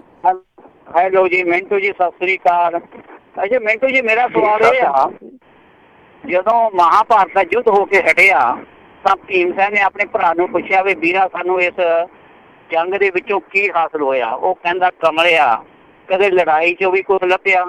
ਮੈਂ ਇਸ ਗੱਲ ਨੂੰ ਨਜ਼ਰੀਆ 'ਚ ਦੇਖ ਰਿਹਾ ਵੀ ਜਿਹੜਾ 1984 ਦੇ ਵਿੱਚ ਜੋ ਵੀ ਸਾਡਾ ਸਿੱਖ ਵੀਰ ਮਰਿਆ ਜਾਂ ਹਿੰਦੂ ਵੀਰ ਮਰਿਆ, ਇਹਦੇ ਵਿੱਚੋਂ ਸਾਨੂੰ ਲੱਭਿਆ ਕੀ ਆ? ਸ਼ਿਕੂ ਤੇ ਰਾਗੀਆਂ ਢਾਡੀਆਂ ਨੂੰ ਵਧਾ ਚੜਾ ਕੇ ਗਾਣ ਵਜਾਉਣ ਤੋਂ ਇਲਾਵਾ ਕੁਛ ਵੀ ਨਹੀਂ ਲੱਭਿਆ। ਬੇਸ਼ੁਮਾਰ ਸਾਡੀ ਦੁਨੀਆ ਵਾਂਗੀ ਉਹਨਾਂ ਤੋਂ ਕੋਈ ਮਰਿਆ ਥੋੜਾ ਜਿਹੇ ਕਾਂਦੇ। ਬਸ ਮੇਰਾ ਸਵਾਲ ਇਹ ਆ। ਇਹ 'ਚ ਸਵਾਲ ਕੀ ਹੋਇਆ? ਜਿਨ੍ਹਾਂ ਦੇ ਮਾਰੇ ਗਏ ਇਹ ਆਪਣਾ ਬਸ ਕਈ ਵਾਰੀ ਕਾਫੀ ਹੁੰਦਾ ਲੋਕਾਂ ਨੂੰ ਨਜ਼ਲਾ ਝਾੜਨ ਦੀ ਜਿਹੜੀ ਆ ਗੱਲ ਹੁੰਦੀ ਆ ਵੀ ਜਿਨ੍ਹਾਂ ਦੇ ਮਾਰੇ ਗਏ, ਜਿਨ੍ਹਾਂ ਦੇ ਨਾਲ ਇੰਨਾ ਕੁਛ ਹੋਇਆ, ਜਦੋਂ ਮਿਨੋਰਟੀਆਂ ਦੇ ਨਾਲ ਇੰਨਾ ਕੁਛ ਹੋ ਰਿਹਾ ਹੁੰਦਾ ਤੇ ਕਹਿੰਦੇ ਵੀ ਕੀ ਲੱਭਿਆ? ਉਹਨਾਂ ਨੂੰ ਪੁੱਛੋ ਜਿਨ੍ਹਾਂ ਨੇ ਜਿਹੜਾ ਕੀਤਾ ਆ। ਤੇ ਇਹ ਆ ਕੇ ਅੱਜ ਤੋਂ ਇੰਨੇ ਵਰ੍ਹਿਆਂ ਬਾਅਦ ਆ ਕੇ ਇਹ ਚੀਜ਼ ਜਿਹੜੀ ਕਹਿਣੀ ਆ, ਆਈ ਥਿੰਕ ਇਹ ਟੋਟਲੀ ਗਲਤ ਆ ਤੇ ਇਸ ਨਜ਼ਰੀਏ ਨੂੰ ਜਿਹੜਾ ਚੇਂਜ ਕਰਨਾ ਚਾਹੀਦਾ। ਤੇ ਨਾਲੇ ਮਹਾਭਾਰਤ ਨਾਲ ਤੁਸੀਂ ਕਿਹੜੇ ਪਾਸੇ, ਉਹ ਤਾਂ ਮਿਥਿਹਾਸਕ ਚੀਜ਼ ਆ, ਉਹ ਤਾਂ ਇਹ ਵੀ ਨਹੀਂ ਪਤਾ ਵੀ ਹੋਈ ਕਿ ਨਹੀਂ ਹੋਈ, ਸਭ ਮਿਥਿਹਾਸ ਦੀ ਜਿਹੜੀ ਉਹ ਗੱਲ ਆ। ਇਹ ਤਾਂ ਅੱਖੀ ਜਿਹੜਾ ਸਾਰਾ ਕੁਝ ਸਾਹਮਣੇ ਹੋਇਆ, ਕੀ ਲੱਭਿਆ ਕੀ ਨਹੀਂ ਲੱਭਿਆ ਪਤਾ ਨਹੀਂ। ਮਿੰਟੂ ਜੀ ਕੀ ਕਹਿਣਾ ਉਹ ਚਾਹੁੰਦੇ ਸੀਗੇ? ਜੀ ਅਗਲੇ ਜਿਹੜੇ ਕਾਲਰ ਨੇ ਨਿਰਮਲ ਸਿੰਘ ਜੀ, ਸਤਿ ਸ਼੍ਰੀ ਅਕਾਲ ਜੀ। ਹਾਂਜੀ ਸਤਿ ਸ੍ਰੀ ਅਕਾਲ। ਮਿੰਟੂ ਮਿਸਰਿਆ ਜੀ, ਸਤਿ ਸ੍ਰੀ ਅਕਾਲ। ਸਤਿ ਸ੍ਰੀ ਅਕਾਲ ਜੀ ਭਾਜੀ, ਸਤਿ ਸ੍ਰੀ ਅਕਾਲ ਜੀ। ਮੇਰਾ ਸਵਾਲ ਮਿੰਟੂ ਜੀ ਇਹ ਆ ਆਪਣੇ ਕੇਜਰੀਵਾਲ ਦੇ ਬਾਰੇ, ਜਿਹੜੇ ਉਹਨੇ ਆਪਣੀ ਪਾਰਟੀ ਨੇ ਵਧੀਆ ਬੰਦੇ ਕੱਢੇ ਆ, ਉਹਨਾਂ ਦੇ ਪਿੱਛੇ ਉਹਨਾਂ ਦੀ ਸੋਚ ਕੀ ਕੰਮ ਕਰਦੀ ਆ? ਕੀ ਇਹ ਤਾਨਾਸ਼ਾਹੀ ਆ, ਕੀ ਉਹ ਹਉਮੈ ਆ, ਜਾਂ ਮੂਰਖਤਾ ਆ, ਜਾਂ ਉਹਨੇ ਠੀਕ ਕੀਤਾ? ਤੁਹਾਡਾ ਇਹਦੇ ਬਾਰੇ ਕੀ ਵਿਚਾਰ ਹੈ? ਦੇਖੋ ਮੇਰੇ ਖਿਆਲ ਦੇ ਨਾਲ ਸਭ ਤੋਂ ਵੱਡਾ ਤੇ ਇਹ ਆ ਕਿ ਜਦੋਂ ਤੁਸੀਂ ਸ਼ਕਤੀਆਂ ਦਾ ਕੇਂਦਰੀਕਰਨ ਕਰ ਲੈਂਦੇ ਹੋ ਤੇ ਇਹ ਸੋਚ ਕੇ ਚੱਲਦੇ ਹੋ ਕਿ ਮੈਂ ਹੀ ਤਾਂ ਰਹਿਣਾ ਸਭ ਤੋਂ, ਤੁਸੀਂ ਆਪਣੇ ਆਪ ਨੂੰ ਲੀਡਰ ਮੰਨਦੇ ਹੋ, ਆਪਣੇ ਕਿਸੇ ਸਾਥੀ ਨੂੰ ਆਪਣੇ ਬਰੋਬਰਤਾ ਦੀ ਉਹ ਪਦਵੀ ਨਹੀਂ ਦਿੰਦੇ, ਤਾਂ ਇਹ ਚੀਜ਼ਾਂ ਜਿਹੜੀਆਂ ਵਾਪਰਨੀਆਂ ਸੁਭਾਵਿਕ ਆ। ਮੇਰੇ ਖਿਆਲ ਦੇ ਨਾਲ ਕਿਤੇ ਨਾ ਕਿਤੇ ਇਹੋ ਹੀ ਕਾਰਨ ਰਹੇ, ਕਿਤੇ ਨਾ ਕਿਤੇ ਇਹ ਚੀਜ਼ ਜਿਹੜੀ ਆ ਉਹ ਇੱਥੋਂ ਤੱਕ ਲੈ ਕੇ ਗਈ ਆ ਕਿ ਅਰਵਿੰਦ ਕੇਜਰੀਵਾਲ ਕਿਸੇ ਦੇ ਨਾਲ ਨਹੀਂ ਚੱਲ ਸਕਦਾ। ਔਰ ਇਹਦੇ ਇੱਕ ਸਾਥੀ ਨੇ ਵੀ ਇੱਕ ਵਾਰੀ ਗੱਲ ਕਹੀ ਸੀਗੀ, ਮੈਨੂੰ ਉਹਦਾ ਨਾਂ ਭੁੱਲ ਗਿਆ, ਮੈਂ ਕਿਹਾ ਅਰਵਿੰਦ ਕੇਜਰੀਵਾਲ ਬਹੁਤ ਵਧੀਆ ਇਨਸਾਨ ਆ, ਬੜਾ ਪਿਆਰਾ ਬੰਦਾ, ਬੜਾ ਕਾਬਲ ਬੰਦਾ, ਟੈਲੈਂਟਡ ਬੰਦਾ, ਪਰ ਇਹਦੀ ਇੱਕ ਕਮਜ਼ੋਰੀ ਆ, ਇਹ ਬੰਦਾ ਕਿਸੇ ਦੇ ਨਾਲ ਨਹੀਂ ਚੱਲ ਸਕਦਾ ਬਹੁਤਾ। ਸੋ ਕਿਸੇ ਦੇ ਅਧੀਨ ਫਿਰ ਉਹਨੇ ਕੀ ਚੱਲਣਾ, ਜਿੱਦਾਂ ਬੰਦਾ ਕਿਸੇ ਦੇ ਨਾਲ ਬਹੁਤਾ ਲੰਮਾ ਸਮਾਂ ਰਲ ਕੇ ਨਹੀਂ ਚੱਲ ਸਕਦਾ, ਤਾਂ ਤੁਸੀਂ ਦੇਖ ਲਓ। ਸੋ ਬਾਕੀ ਇਹਨਾਂ ਨੇ ਜੋ ਕੀਤਾ ਉਹ ਤੇ ਗਲਤੀ ਆ ਨਾ। ਤੁਸੀਂ ਦੇਖੋ ਅੱਜ ਦੀ ਤਾਰੀਖ ਦੇ ਵਿੱਚ ਜੇ ਡਾਕਟਰ ਧਰਮਵੀਰ ਗਾਂਧੀ ਹੁੰਦਾ, ਜੇ ਸੁੱਚਾ ਸਿੰਘ ਛੋਟੇਪੁਰ ਮੌਜੂਦ ਹੁੰਦਾ, ਜੇ ਪੰਜਾਬ ਦੇ ਵਿੱਚ ਹੋਰ ਇਸ ਤਰ੍ਹਾਂ ਦੇ ਲੀਡਰ ਜਿਹੜੇ ਕੱਢੇ ਗਏ, ਸੁਖਪਾਲ ਖਹਿਰਾ ਹੁੰਦਾ ਟੀਮ ਦੇ ਵਿੱਚ, ਹੋਰ ਇਸ ਤਰ੍ਹਾਂ ਦੇ ਲੀਡਰ ਹੁੰਦੇ, ਤਾਂ ਉਸ ਟੀਮ ਦੀ ਪਹਿਲੀ ਪ੍ਰਾਪਤੀ ਕੀ ਹੁੰਦੀ ਤੇ ਅੱਜ ਦੀ ਤਰੀਕ ਦੇ ਵਿੱਚ ਪ੍ਰਾਪਤੀ ਦੀ ਸੰਭਾਵਨਾ ਕੀ ਹੁੰਦੀ? ਦਿੱਲੀ ਦੇ ਵਿੱਚ ਵੀ ਵੇਖ ਲਓ, ਯੋਗੇਂਦਰ ਯਾਦਵ, ਪ੍ਰਸ਼ਾਂਤ ਭੂਸ਼ਣ, ਕਿਤੇ ਚੋਟੀ ਦੇ ਲੀਡਰ ਸੀਗੇ ਇਹਨਾਂ ਦੇ ਕੋਲ, ਔਰ ਪੱਤਰਕਾਰ ਸੀਗਾ ਆਸ਼ੂਤੋਸ਼, ਇੱਥੋਂ ਤੱਕ ਖੈਤਾਨ, ਇਹ ਸਾਰੇ ਛੱਡ ਕੇ ਚਲੇ ਗਏ। ਫਿਰ ਉਹ ਕਵੀ ਸੀਗਾ, ਕਵੀ ਮਹਾਰਾਜ ਵੀ ਚਲੇ ਗਿਆ। ਉਹ ਕਿਤੇ ਨਾ ਕਿਤੇ ਤੇ ਕੋਈ ਪ੍ਰੋਬਲਮ ਹੈ। ਚਲੋ ਠੀਕ ਹੈ, ਕੋਈ ਇੱਕਾ ਦੁੱਕਾ ਬੰਦੇ ਹੁੰਦੇ ਆ, ਸੁਖਪਾਲ ਖਹਿਰੇ ਨੂੰ ਇਹ ਕਹਿ ਸਕਦੇ ਆ ਕਿ ਇਹ ਤੇ ਬੰਦਾ ਜਿੱਥੇ ਵੀ ਜਾਂਦਾ ਟਿਕਦਾ ਹੀ ਨਹੀਂ ਹੈ, ਖਰਾਬ ਕਰਦਾ, ਪਰ ਹੋਰ ਜਿਹੜੇ ਲੀਡਰ ਕੱਢੇ ਗਏ ਜਾਂ ਕਢਵਾਏ ਗਏ ਜਾਂ ਕਿਸ ਤਰ੍ਹਾਂ ਵੀ ਹੋਇਆ, ਉਹ ਤੇ ਕਿਤੇ ਨਾ ਕਿਤੇ ਕੋਈ ਸਮੱਸਿਆ ਹੈ ਨਾ, ਅੰਦਰੂਨੀ ਸਮੱਸਿਆ, ਜਿਹਦੇ ਚੱਲਦੇ ਆ ਇਹ ਸਾਰਾ ਕੁਛ ਵਾਪਰਿਆ। ਜੀ ਜੀ ਅਗਲੇ ਕਾਲਰ ਨੇ ਕੁਲਦੀਪ ਸਿੰਘ ਜੀ ਐਲੇ ਤੋਂ, ਸਵਾਗਤ ਹੈ, ਸਤਿ ਸ਼੍ਰੀ ਅਕਾਲ। ਰਾਜਕਰਮੀਰ ਜੀ ਤੇ ਸਤਿ ਸ਼੍ਰੀ ਅਕਾਲ। ਸਤਿ ਸ਼੍ਰੀ ਅਕਾਲ। ਹੈਲੋ। ਹਾਂਜੀ ਹਾਂਜੀ, ਪੁੱਛੋ ਜੀ, ਸਵਾਲ ਪੁੱਛੋ। ਹਾਂਜੀ ਹਾਂਜੀ, ਆਵਾਜ਼ ਬੜੀ ਟੁੱਟਦੀ ਹੈ ਨਾ ਕਾਲਿੰਗ ਦੀ। ਹਾਂਜੀ ਮੈਂ ਡਰਾਈਵ ਕਰਦਾ ਪਿਆ ਤੇ ਪਹਾੜੀਆਂ ਜਿਹੀਆਂ ਚ ਕਈ ਵਾਰੀ ਰੇਂਜ ਉੱਡਦੀ ਹੈ। ਜੀ ਜੀ, ਸਵਾਲ ਪੁੱਛੋ ਜੀ। ਜੀ ਮੇਰਾ ਸਵਾਲ ਇਹ ਹੈ ਮਿੰਟੂ ਜੀ, ਇੱਕ ਬੜੀ ਵੀਡੀਓ ਵਾਇਰਲ ਹੋਈ ਹੈ, ਛੋਟਾ ਜਿਹਾ ਬੱਚਾ ਇੱਕ 14-15 ਸਾਲ ਦਾ ਮੁੱਖ ਮੰਤਰੀ। ਅੱਛਾ ਜੀ। ਹਾਂਜੀ। ਉਹਦੇ ਕਿਸੇ ਛੋਟੀ ਜੀ ਗਲਤੀ ਕਾਰਨ ਸਰਕਾਰ ਲਵਾ ਦਿੱਤੇ ਪੰਚਾਇਤ ਨੇ। ਤੇ ਇੱਕ ਗੱਲ ਉਹਨਾਂ ਨੇ ਚੰਗੀ ਕੀਤੀ ਹੈ ਵੈਸੇ, ਜਿਹੜੇ ਉਹਨਾਂ ਨੇ ਕਿਹਾ ਵੀ ਸਾਡੀ ਇਹ ਗਲਤੀ ਹੈ, ਸਾਡੇ ਕੋਲ ਕੋਈ ਅਧਿਕਾਰ ਨਹੀਂ ਸੀ, ਅਸੀਂ ਇਹ 5 ਪਿਆਰਿਆਂ ਦਾ ਜਿਹੜਾ ਵਿਧੀ ਵਿਧਾਨ ਹੈ ਉਹਨੂੰ ਆਪਣੇ ਹੱਥਾਂ 'ਚ ਲੈ ਲਿਆ, ਅਸੀਂ ਉੱਥੇ ਜਾਵਾਂਗੇ ਤੇ ਮਾਫ਼ੀ ਮੰਗਾਂਗੇ। ਇਸ ਗੱਲ ਦੀ ਮੈਂ ਉਹਨਾਂ ਨੂੰ ਆਪਣੇ ਵੱਲੋਂ ਸ਼ਾਬਾਸ਼ ਦਿੰਦਾ ਵੀ ਉਹਨਾਂ ਨੇ ਅਕਾਲ ਤਖ਼ਤ ਸਾਹਿਬ ਤੇ 5 ਪਿਆਰਿਆਂ ਦਾ ਜਿਹੜਾ ਸਤਿਕਾਰ ਹੈ ਉਹਨੂੰ ਸਤਿਕਾਰ ਦਿੱਤਾ ਹੈ ਆਪਣੇ ਮਨਾਂ 'ਚ। ਦੂਜਾ ਮੇਰਾ ਸਵਾਲ ਹੈ, ਜਿਹੜੇ ਲੋਕਾਂ ਨੇ 5 ਪਿਆਰਿਆਂ ਨੂੰ ਸਸਪੈਂਡ ਕਰ ਦਿੱਤਾ ਸੀ, ਉਹਨਾਂ ਉੱਤੇ ਕੋਈ ਇਹ ਜਿਹੜੀ ਸਤਿਕਾਰ ਕਮੇਟੀ ਬਣੀ ਹੈ ਕੋਈ ਕਾਰਵਾਈ ਕਰੇਗੀ ਜਾਂ ਕਰਾਏਗੀ? ਇਹ ਮੈਨੂੰ ਇਹਦੇ ਬਾਰੇ ਚਾਨਣਾ ਪਾਇਓ ਪਲੀਜ਼। Thank you. ਕੱਟਿਓ ਨਾ ਜੀ, ਮੈਂ ਸੁਣਨਾ ਚਾਹੁੰਦਾ। ਨਹੀਂ, ਸਸਪੈਂਡ ਤੇ ਦੇਖੋ ਉਹਨਾਂ ਨੇ ਕੀਤਾ ਜਿਨ੍ਹਾਂ ਨੇ ਕਿਹਾ ਕਿ ਇਹ ਤੇ ਸਾਡੇ ਕਰਮਚਾਰੀ ਆ। ਜੇ ਕਰਮਚਾਰੀ ਕੋਈ ਤੋੜਦੇ ਆ, ਕਾਨੂੰਨ ਤੋੜਦੇ ਆ, ਸਾਡਾ ਡਿਸਪਲਿਨ ਤੋੜਦੇ ਆ, ਭਾਈ ਅਸੀਂ ਕਾਰਵਾਈ ਕਰਾਂਗੇ। ਉਹ ਤੇ ਸਿੱਧੇ ਤੌਰ ਤੇ ਤੁਸੀਂ ਦੇਖਿਓ, ਹਾਲੇ ਬੇਸ਼ੱਕ ਨਹੀਂ ਮੰਨਦੇ, ਇੱਕ ਨਾ ਇੱਕ ਦਿਨ ਕਿਉਂਕਿ ਕੋਰਟ ਕਚਹਿਰੀ ਦੇ ਵਿੱਚ ਇਹ ਮਾਮਲਾ ਚਲੇ ਗਿਆ, ਜਥੇਦਾਰ ਦੀ ਨਿਯੁਕਤੀ ਤੇ ਵੀ ਜਾ ਕੇ ਉਹ ਗੱਲ ਹੀ ਕਹਿਣਗੇ ਕਿ ਜਥੇਦਾਰ ਘੁੰਮ ਘੁਮਾ ਕੇ ਕਰਮਚਾਰੀ ਦਾ ਇੱਕ SGPC ਦਾ ਇੱਕ ਕਰਮਚਾਰੀ ਆ। ਸੋ ਉਹ ਤੇ ਮਾਮਲਾ ਜਿਹੜਾ 5 ਪਿਆਰਾ ਹੈ, ਆਪਾਂ ਉਹ ਇੱਕ ਕਨਸੈਪਟ ਹੈ ਜਿਹੜਾ ਕੌਮ ਦਾ ਕਨਸੈਪਟ ਜ਼ਰੂਰ ਆ, ਇੱਕ ਬਹੁਤ ਵਿਸ਼ਾਲ ਕਨਸੈਪਟ ਆ, ਉਹ ਅਲੱਗ ਚੀਜ਼ ਆ। ਪਰ ਜਿਹੜਾ ਉਹਨਾਂ ਨੇ ਇੱਕ ਆਧਾਰ ਬਣਾਇਆ ਸੀਗਾ, ਉਹ ਆਧਾਰ ਇਹੋ ਹੀ ਸੀਗਾ ਕਿ 5 ਪਿਆਰੇ ਆ ਜਿਹੜੇ ਉਹ ਅਨੁਸ਼ਾਸਨ ਤੋੜ ਰਹੇ ਸੀ, ਜਦਕਿ ਇਹ ਕਮੇਟੀ ਦੇ ਮੁਲਾਜ਼ਮ ਸੀ। ਹੁਣ ਇਹਦੇ ਤੇ ਸਤਿਕਾਰ ਕਮੇਟੀ ਕੀ ਕਰ ਸਕਦੀ ਹੈ ਤੁਸੀਂ ਦੱਸੋ? ਬਾਕੀ ਉਹ 5 ਪਿਆਰੇ ਜਿਹੜੇ ਉਹ ਹਾਲੇ ਵੀ 5 ਪਿਆਰੇ ਬਣ ਕੇ ਤੁਰੇ ਫਿਰਦੇ, ਉਹਨਾਂ ਨੂੰ ਕੋਈ ਰੋਕਦਾ ਥੋੜੀ ਆ, ਉਹ ਆਪਦਾ ਕੰਮ ਕਰਦੇ ਆ। ਸਾਧ ਸੰਗਤ ਨੇ ਉਹਨਾਂ ਨੂੰ ਖੂਬ ਪਿਆਰ ਦਿੱਤਾ, ਖੂਬ ਸਤਿਕਾਰ ਦਿੱਤਾ, ਤਾਂ ਸਤਿਕਾਰ ਕਮੇਟੀ ਹੁਣ ਇਹਦੇ ਵਿੱਚ ਕੀ ਕਰ ਸਕਦੀ ਆ? ਤੁਸੀਂ ਖੁੱਲ੍ਹ ਕੇ ਮਾੜਾ ਜਿਹਾ ਦੱਸ ਦਿੰਦੇ ਕਿ ਸਤਿਕਾਰ ਕਮੇਟੀ ਨੂੰ ਕਰਨਾ ਕੀ ਚਾਹੀਦਾ। ਸਤਿਕਾਰ ਕਮੇਟੀ ਆ ਜਿਹੜੀ, ਉਹ ਤੇ ਮੇਰੇ ਖਿਆਲ ਦੇ ਉਹਨਾਂ ਦੇ ਬਹੁਤੇ ਅਹੁਦੇਦਾਰ ਜਿਹੜੇ ਸ਼ਾਇਦ ਉਹ ਇਹਨਾਂ ਦਾ ਜੋ ਕਾਰਜਕਾਰ ਚੱਲਦਾ ਪਿਆ ਕਾਰ ਵਿਹਾਰ ਉਹਨੂੰ ਮੰਨਦੇ ਵੀ ਨਾ ਹੋਣ ਬਹੁਤੇ, ਕਿਉਂਕਿ ਬਹੁਤ ਸਾਰੇ ਲੋਕ ਹੈ ਜਿਹੜੇ ਜਥੇਦਾਰ ਨੂੰ ਵੀ ਨਹੀਂ ਮੰਨਦੇ। ਬਹੁਤ ਸਾਰੇ ਲੋਕ ਹੈ ਜਿਹੜੇ ਉਹ ਕਮੇਟੀ ਦੇ ਪ੍ਰਬੰਧ ਨੂੰ ਇਹੋ ਮੰਨਦੇ ਆ ਕਿ ਇਹ ਇੱਕ ਘਰ ਦੇ ਗਲਬੇ ਵਾਲਾ ਪ੍ਰਬੰਧ ਆ, ਸਾਡੇ ਗੁਰੂ ਘਰ ਦੇ ਪ੍ਰਬੰਧਾਂ ਦਾ ਪ੍ਰਬੰਧ ਹੈ ਜਿਹੜਾ ਵਿਗਾੜ ਛੱਡਿਆ। ਸਾਡੇ ਜਥੇਦਾਰ ਉਹ ਕਹਿੰਦੇ ਮਤਵਾਜ਼ੀ ਜਥੇਦਾਰ ਆ, ਉਹ ਕਹਿੰਦੇ ਸਾਡਾ ਕੌਮ ਦਾ ਜਥੇਦਾਰ ਜਗਤਾਰ ਸਿੰਘ ਹਵਾਰਾ ਜਥੇਦਾਰ ਆ। ਸੋ ਕੌਮ ਤੇ ਜਿਹੜੀ ਉਹ ਇਸ ਤਰ੍ਹਾਂ ਵੰਡੀ ਹੋਈ ਆ, ਪਰ ਮੇਰੇ ਖਿਆਲ ਦੇ ਨਾਲ ਇਹਦੇ ਵਿੱਚ ਕੋਈ ਕੁਛ ਨਹੀਂ ਕਰ ਸਕਦਾ, ਕਿਉਂਕਿ ਸੰਵਿਧਾਨਕ ਤਰੀਕੇ ਨਾਲ ਉਹ ਇੱਕ ਸ਼ਕਤੀ ਹਾਸਲ ਕਰਕੇ ਬੈਠੇ ਆ, ਚਾਹੇ ਕਮੇਟੀ ਦਾ ਪ੍ਰਧਾਨ ਹੋਵੇ ਚਾਹੇ ਕਮੇਟੀ ਦੀ ਕਾਰਜਕਾਰਨੀ ਹੋਵੇ, ਉਹਦੇ ਵਿੱਚ ਕਾਨੂੰਨਨ ਤੁਸੀਂ ਕੁਛ ਨਹੀਂ ਕਰ ਸਕਦੇ। ਹਾਂ, ਜੇ ਤੁਸੀਂ ਕਹਿੰਦੇ ਜੇ ਕਿ ਸਤਿਕਾਰ ਕਮੇਟੀ ਵਾਲੇ ਉਹੀ ਸਲੋਟਰ ਲੈ ਕੇ ਚਲੇ ਜਾਣ ਤੇ ਮੇਰੇ ਖਿਆਲ ਦੇ ਨਾਲ ਮੈਂ ਤੇ ਸਲਾਹ ਨਹੀਂ ਦਿਓ। ਜੀ ਜੀ, ਅਗਲੇ ਜਿਹੜੇ ਕਾਲਰ ਨੇ ਗੁਰਦੀਪ ਜੀ, ਸਤਿ ਸ਼੍ਰੀ ਅਕਾਲ, ਸਵਾਗਤ ਹੈ ਜੀ। ਸਤਿ ਸ਼੍ਰੀ ਅਕਾਲ ਜੀ ਮਿੰਟੂ ਜੀ, ਨਾਇਕਨ ਜੀ। ਸਤਿ ਸ਼੍ਰੀ ਅਕਾਲ। ਸਭ ਤੋਂ ਪਹਿਲਾਂ ਤਾਂ ਮਿੰਟੂ ਜੀ ਰਾਤੀ ਫਿਲਮ ਦੇਖੀ, ਬਹੁਤ ਵਧੀਆ ਸੀ, ਟਾਈਮ ਹੀ ਹੋਣ ਲੱਗਾ। ਸ਼ੁਕਰੀਆ। ਕਿਤਾਬ ਵੀ ਪੜ੍ਹੀ ਉੱਦਾਂ ਪਹਿਲਾਂ ਜੀ। ਤੇ ਮੇਰਾ ਸਵਾਲ ਸੀਗਾ ਬਲਤੇਜ ਪੰਨੂ ਜੀ, ਇੱਕ ਦਿਨ ਸਾਰਾ ਕੁਛ ਡਿਟੇਲ ਲੈ ਕੇ ਆਏ ਸੀ, ਜਿਹੜੇ ਬੈਂਡ ਵਾਲਿਆਂ ਦੀ ਆਇਲੈਟਸ ਸਾਰਿਆਂ ਦੀ ਕਿੰਨਾ ਪੈਸਾ ਕਮਾਉਣ ਡਿਆ, ਕਰੋੜਾਂ ਦੇ ਕਰੋੜਾਂ ਛਾਪੀ ਜਾਂਦੇ ਆ। ਉਹ ਜਿੱਦਾਂ ਵੀ ਇਹ ਵੀ ਦੱਸੋ ਵੀ ਤੁਹਾਡੇ ਵੱਲ ਵੀ ਇੱਦਾਂ ਹੀ ਆ। ਤੇ ਨਾਲੇ ਮੈਂ ਉਹਨੂੰ ਇੱਕ ਸਵਾਲ ਪੁੱਛਿਆ, ਉਹਦਾ ਮੈਨੂੰ ਜਵਾਬ ਹੀ ਨਹੀਂ ਮੁੜ ਕੇ ਆਇਆ। ਖਣੀ ਮੇਰੀ ਲਾਈਨ ਕੱਟੀ ਗਈ ਸੀ, ਖਣੀ ਕਨੈਕਸ਼ਨ ਟੁੱਟ ਗਿਆ, ਦੁਬਾਰਾ ਦੂਏ ਦਿਨ ਨਹੀਂ ਸੁਣਿਆ। ਉਹਨਾਂ ਨੂੰ ਪੁੱਛਿਆ ਸੀ ਵੀ ਉਹਨਾਂ ਦੇ ਜਿਹੜਾ ਉਹਨਾਂ ਨੂੰ ਜਿਹੜੇ ਟੈਕਸ ਲਾਏ ਆ ਉਹਨੂੰ ਉਹ ਟੈਕਸ ਦਿੰਦੇ ਆ, ਉਹ ਜਿਹੜੇ ਆਈਲੈਟਸ ਵਾਲੇ ਜਿਹੜੇ ਆਈਲੈਟਸ ਕਰਾਉਂਦੇ ਇੰਨਾ ਪੈਸਾ ਕਮਾਉਂਦੇ ਉਹ ਟੈਕਸ ਦਿੰਦੇ ਹੋਣਗੇ? ਕੱਟਿਓ ਨਾ ਜੀ, ਸੁਣ ਲਿਆ। ਠੀਕ ਹੈ ਜੀ। ਨਹੀਂ ਦੇਖੋ, ਆਈਲੈਟਸ ਜੇ ਕੋਈ ਸੈਂਟਰ ਹੈ, ਕੋਚਿੰਗ ਸੈਂਟਰ ਹੈ ਜਾਂ ਜਿੱਦਾਂ ਵੀ, ਮੈਨੂੰ ਤੇ ਬਹੁਤਾ ਪਤਾ ਨਹੀਂ, ਮੈਂ ਤੇ ਸਰਕਾਰੀ ਸਕੂਲਾਂ 'ਚ ਪੜ੍ਹਿਆ ਬੰਦਾ ਵਾ, ਬਹੁਤਾ ਪੜ੍ਹਿਆ ਨਹੀਂ ਗਾ। ਆਈਲੈਟਸ ਬੈਂਡ ਦਾ ਪਹਿਲਾਂ ਤੇ ਮੈਂ ਬੈਂਡ ਵਾਜਾ ਸਮਝਦਾ ਸੀਗਾ, ਮੁੜ ਕੇ ਬੈਂਡ ਉਹ ਹੱਥਾਂ ਤੇ ਪਾਉਣ ਵਾਲੇ, ਬਾਅਦ 'ਚ ਪਤਾ ਲੱਗਿਆ ਕਿ ਬੈਂਡ ਇੱਕ ਤਰ੍ਹਾਂ ਨਾਲ ਯੋਗਤਾ ਦੇ ਨੰਬਰ ਆ।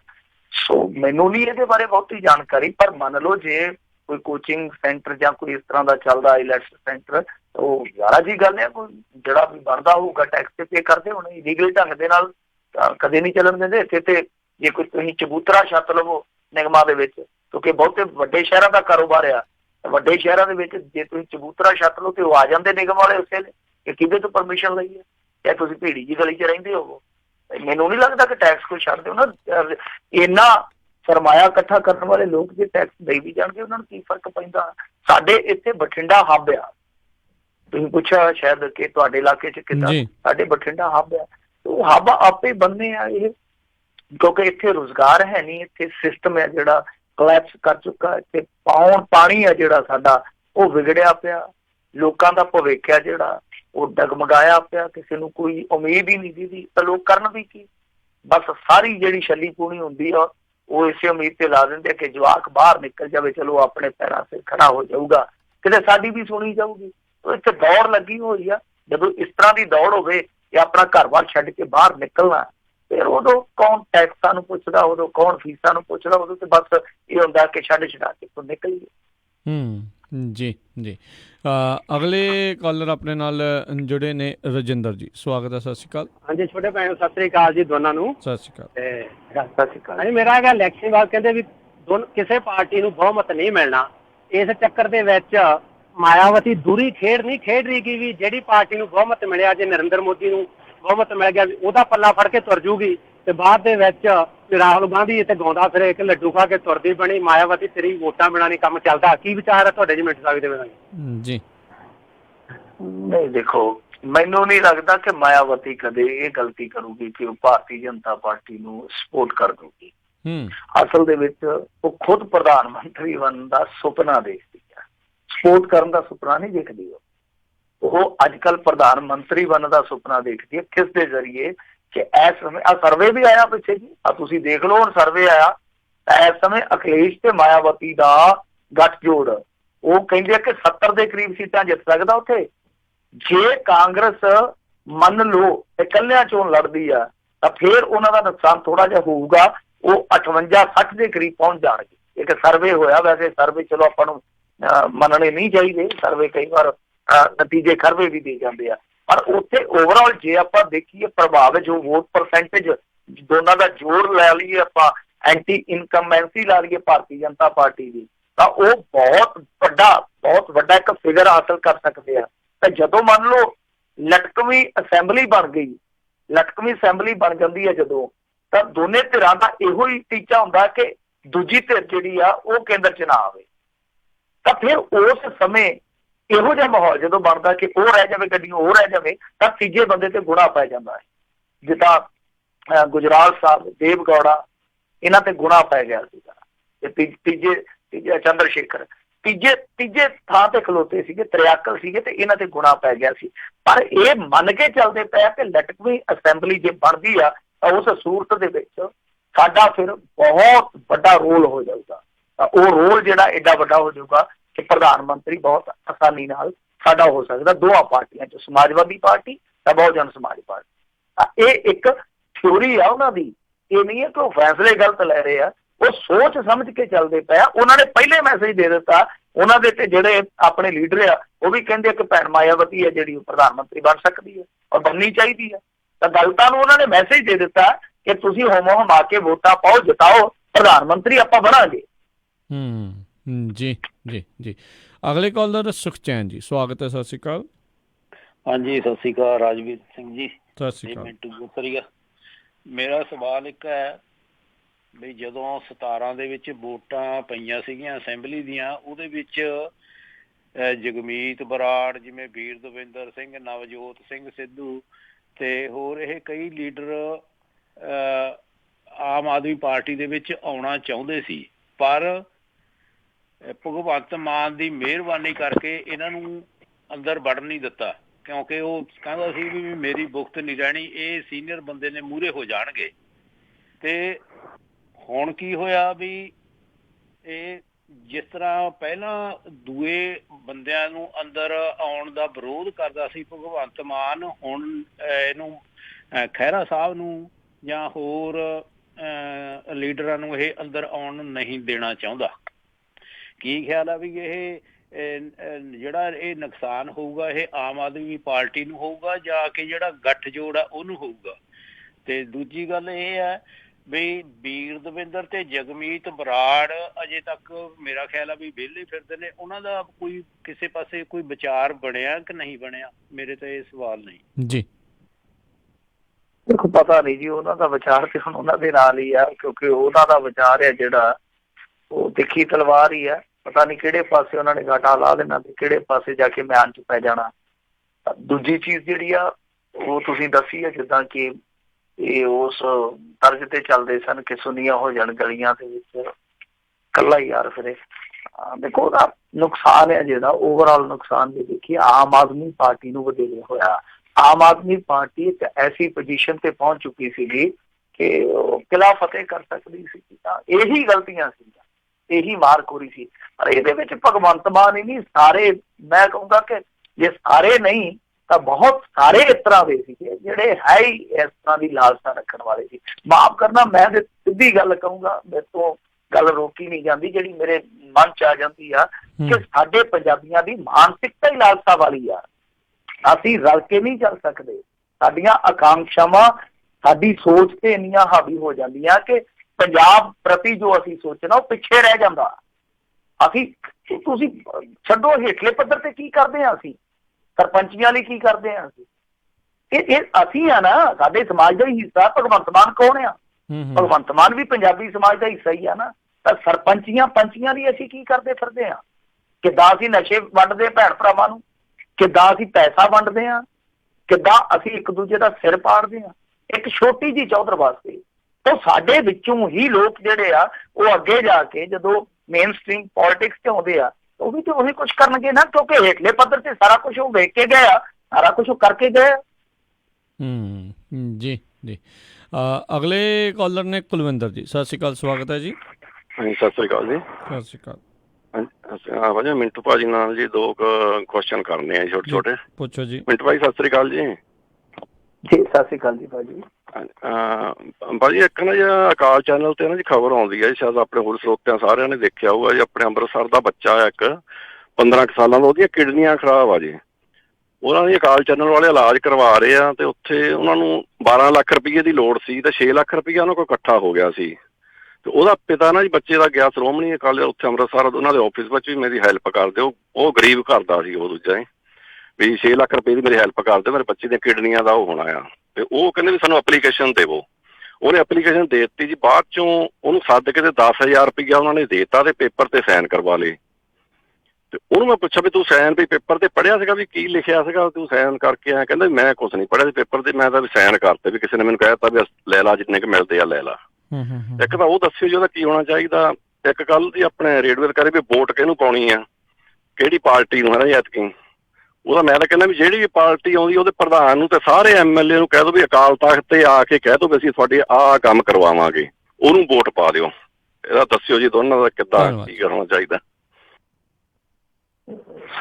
ਸਵਾਲ ਦਾ ਕੀ ਹੈ ਜੀ, ਸਵਾਲ ਦਾ ਇਤਬਾਰ ਕੀ ਕਰੋਗੇ ਤੁਸੀਂ? ਸਵਾਲ ਤੇ ਇੱਥੇ ਗੁਟਕਾ ਹੀ ਚੁੱਕ ਲਿਆ, ਸਵਾ ਕਿੰਨੀਆਂ ਖਾ ਜਾਂਦੇ ਆ। ਸਹੁੰ ਤੇ ਸੰਵਿਧਾਨ ਦਾ ਜੇ ਅਹੁਦਾ ਸਾਂਭਦੇ ਉਦੋਂ ਵੀ ਤੇ ਚੁੱਕਦੇ ਆ ਨਾ। ਜੇ ਸਹੁੰ ਦੀ ਲੱਜ ਪਾਲਣੀ ਹੋਵੇ, ਉਹ ਤਾਂ ਦੇਖੋ ਜਿਹੜੇ ਬੰਦੇ ਨੇ ਜ਼ਬਾਨ ਨਿਭਾਉਣੀ ਹੋਵੇ ਨਾ, ਉਹ ਜ਼ਬਾਨ ਦੇ ਕੇ ਨਹੀਂ ਮੁੱਕਰਦਾ। ਐਫੀਡੇਵਿਟ ਬਾਅਦ ਦੀ ਗੱਲ ਆ। ਜਿਹਨੇ ਨਹੀਂ ਮੁੱਕਰਨਾ ਉਹ ਐਫੀਡੇਵਿਟ ਦੇ ਕੇ ਵੀ ਨਹੀਂ ਮੁੱਕਰਦਾ, ਜਿਹਨੇ ਮੁੱਕਰਨਾ ਐਫੀਡੇਵਿਟ ਦੇ ਕੇ ਵੀ ਮੁੱਕਰ ਜਾਂਦਾ। ਸਹੁੰ ਵਾਲਾ ਕੰਮ ਨਹੀਂ ਹੋਣਾ ਚਾਹੀਦਾ। ਮੈਂ ਤਾਂ ਕਹਿੰਦਾ ਕਿ ਇਹ ਚੀਜ਼ਾਂ ਜਿਹੜੀਆਂ ਉਹ ਅੱਡ ਰੱਖਣੀਆਂ ਚਾਹੀਦੀਆਂ। ਯੋਗ ਲੋਕ ਆ ਜਿਹੜੇ ਉਹ ਤਲਾਸ਼ਣੇ ਚਾਹੀਦੇ, ਉਹਨਾਂ ਨੂੰ ਵੋਟ ਕਰਨੀ ਚਾਹੀਦੀ ਹੈ, ਚਾਹੇ ਕਿਸੇ ਵੀ ਪਾਰਟੀ 'ਚ ਹੋਣ। ਪਾਰਟੀ ਕੋਈ ਨਹੀਂ ਮਾੜੀ ਹੁੰਦੀ, ਪਾਰਟੀ ਨੂੰ ਚਲਾਉਣ ਵਾਲੇ ਲੋਕ ਮਾੜੇ ਹੋ ਸਕਦੇ ਆ, ਪਾਰਟੀ ਨੂੰ ਜਿਹੜੇ ਲੋਕ ਰਿਪਰੈਜ਼ੈਂਟ ਕਰਦੇ ਉਹ ਬੁਰੇ ਹੋ ਸਕਦੇ। ਪਾਰਟੀ ਕੋਈ ਨਹੀਂ ਮਾੜੀ ਹੁੰਦੀ। ਮੇਰੇ ਖਿਆਲ ਦੇ ਨਾਲ ਸਾਡੇ ਲੋਕ ਜਦੋਂ ਨਿੱਕੀਆਂ ਨਿੱਕੀਆਂ ਆਕਾਂਖਸ਼ਾਵਾਂ ਤੋਂ ਉੱਤੇ ਉੱਠ ਜਾਣਗੇ, ਨਿੱਕੀਆਂ ਨਿੱਕੀਆਂ ਗਰਜ਼ਾਂ ਤੋਂ ਉੱਤੇ ਉੱਠ ਜਾਣਗੇ, ਉਹਨਾਂ ਦਾ ਬੌਧਿਕ ਪੱਧਰ ਹੈ ਜਿਹੜਾ ਉਹ ਸੰਸਾਰਕ ਪੱਧਰ ਦੇ ਵਰਤਾਰਿਆਂ ਦਾ ਹਾਣੀ ਬਣ ਜਾਊਗਾ। ਜਦੋਂ ਉਹ ਪੜਚੋਲ ਕਰਨ ਜੋਗੇ ਹੋ ਜਾਣਗੇ, ਉਦੋਂ ਇਹ ਚੀਜ਼ਾਂ ਜਾ ਕੇ ਇੱਕ ਸਵੈ ਨਿਰਣਾ ਤੈਅ ਕਰਨਗੀਆਂ ਕਿ ਅਸੀਂ ਹਾਂ ਭਾਈ ਆਹ ਬੰਦਾ ਚੁਣਨਾ, ਨਾ ਕਿ ਆਹ ਪਾਰਟੀ ਚੁਣਨੀ ਹੈ। ਪਰ ਹਾਲ ਦੀ ਘੜੀ ਸਾਡੇ ਕੋਲ ਬਦਲ ਜਿਹੜੇ ਆ ਬਹੁਤ ਥੋੜੇ ਹੁੰਦੇ ਆ। ਰਹੀ ਗੱਲ ਜਿਹੜੀ ਵੀਡੀਓ ਦੀ, ਵੀਡੀਓ ਦੇ ਵਿੱਚ ਦੇਖੋ ਸਰਦਾਰ ਸਾਹਿਬ ਮੈਂ ਕੁਛ ਨਹੀਂ ਕਹਿ ਸਕਦਾ ਕਿਉਂਕਿ ਮੈਨੂੰ ਉਸ ਚੀਜ਼ ਬਾਰੇ ਕੁਛ ਨਹੀਂ ਪਤਾ, ਕੋਈ ਪਤਾ ਨਹੀਂ ਹੈ ਕਿ ਉਹ ਮਾਮਲਾ ਕੀ ਆ। ਜਦੋਂ ਤੱਕ ਮਾਮਲਾ ਪਤਾ ਨਾ ਹੋਇਆ ਨਾ ਕਿ ਬੋਲਣ ਨਾਲੋਂ ਚੁੱਪ ਤੇ ਤੇਰੀ ਚੁੱਪ ਦੇ ਨਾਲੋਂ ਪਰਦਾ, ਫਿਰ ਉਦੋਂ ਪਰਦਾ ਕਰ ਲੈਣਾ ਚਾਹੀਦਾ ਕਿਉਂਕਿ ਮੈਨੂੰ ਉਸ ਚੀਜ਼ ਦਾ ਪਤਾ ਹੀ ਕੋਈ। ਜੀ ਅਗਲੇ ਜਿਹੜੇ ਜੀ ਇਸ ਦੇ ਨਾਲ ਜਿਹੜਾ ਆਪਣਾ ਪ੍ਰੋਗਰਾਮ ਵੀ ਅੱਜ ਦਾ ਜਿਹੜਾ ਉਹ ਸਮਾਪਤ ਆ, ਸਮਾਂ ਵੀ ਆਪਣਾ ਜਿਹੜਾ ਇੱਥੇ ਹੀ ਅੱਜ ਦੇ ਪ੍ਰੋਗਰਾਮ ਦਾ ਸਮਾਪਤ ਆ। ਅਤੇ ਮਿੰਟੂ ਜੀ ਬਹੁਤ ਬਹੁਤ ਤੁਹਾਡਾ ਜਿਹੜਾ ਉਹ ਧੰਨਵਾਦ ਕਰਦੇ ਹਾਂ, ਤੁਸੀਂ ਸਾਡੇ ਨਾਲ ਜੁੜੇ, ਇਹਨਾਂ ਖਬਰਾਂ ਬਾਰੇ ਸਾਨੂੰ ਜਾਣਕਾਰੀਆਂ ਦਿੱਤੀਆਂ, ਸਰੋਤਿਆਂ ਦੇ ਸਵਾਲਾਂ ਦੇ ਜਵਾਬ ਦਿੱਤੇ, ਬੜੀ ਮਿਹਰਬਾਨੀ, ਪਿਆਰ ਭਰੀ ਸਤਿ ਸ਼੍ਰੀ ਅਕਾਲ ਜੀ। ਸਤਿ ਸ਼੍ਰੀ ਅਕਾਲ ਜੀ। ਤੇ ਸਰੋਤੇ ਇੱਥੇ ਸਾਡਾ ਅੱਜ ਦਾ ਪ੍ਰੋਗਰਾਮ ਸਮਾਪਤ, ਮਿਲਾਂਗੇ ਅਗਲੀ ਵਾਰ, ਉਦੋਂ ਤੱਕ ਲਈ ਬਹੁਤ ਪਿਆਰ ਸਤਿਕਾਰ ਸਨੇਗੀ, ਸਤਿ ਸ਼੍ਰੀ ਅਕਾਲ ਜੀ। ਉਹਦੇ ਵਾਸਤੇ ਰਹੋ, ਹੱਸਦੇ ਖੇਲਦੇ ਰਹੋ, ਸੁਣਦੇ ਰਹੋ ਪੰਜਾਬੀ ਰੇਡੀਓ USA।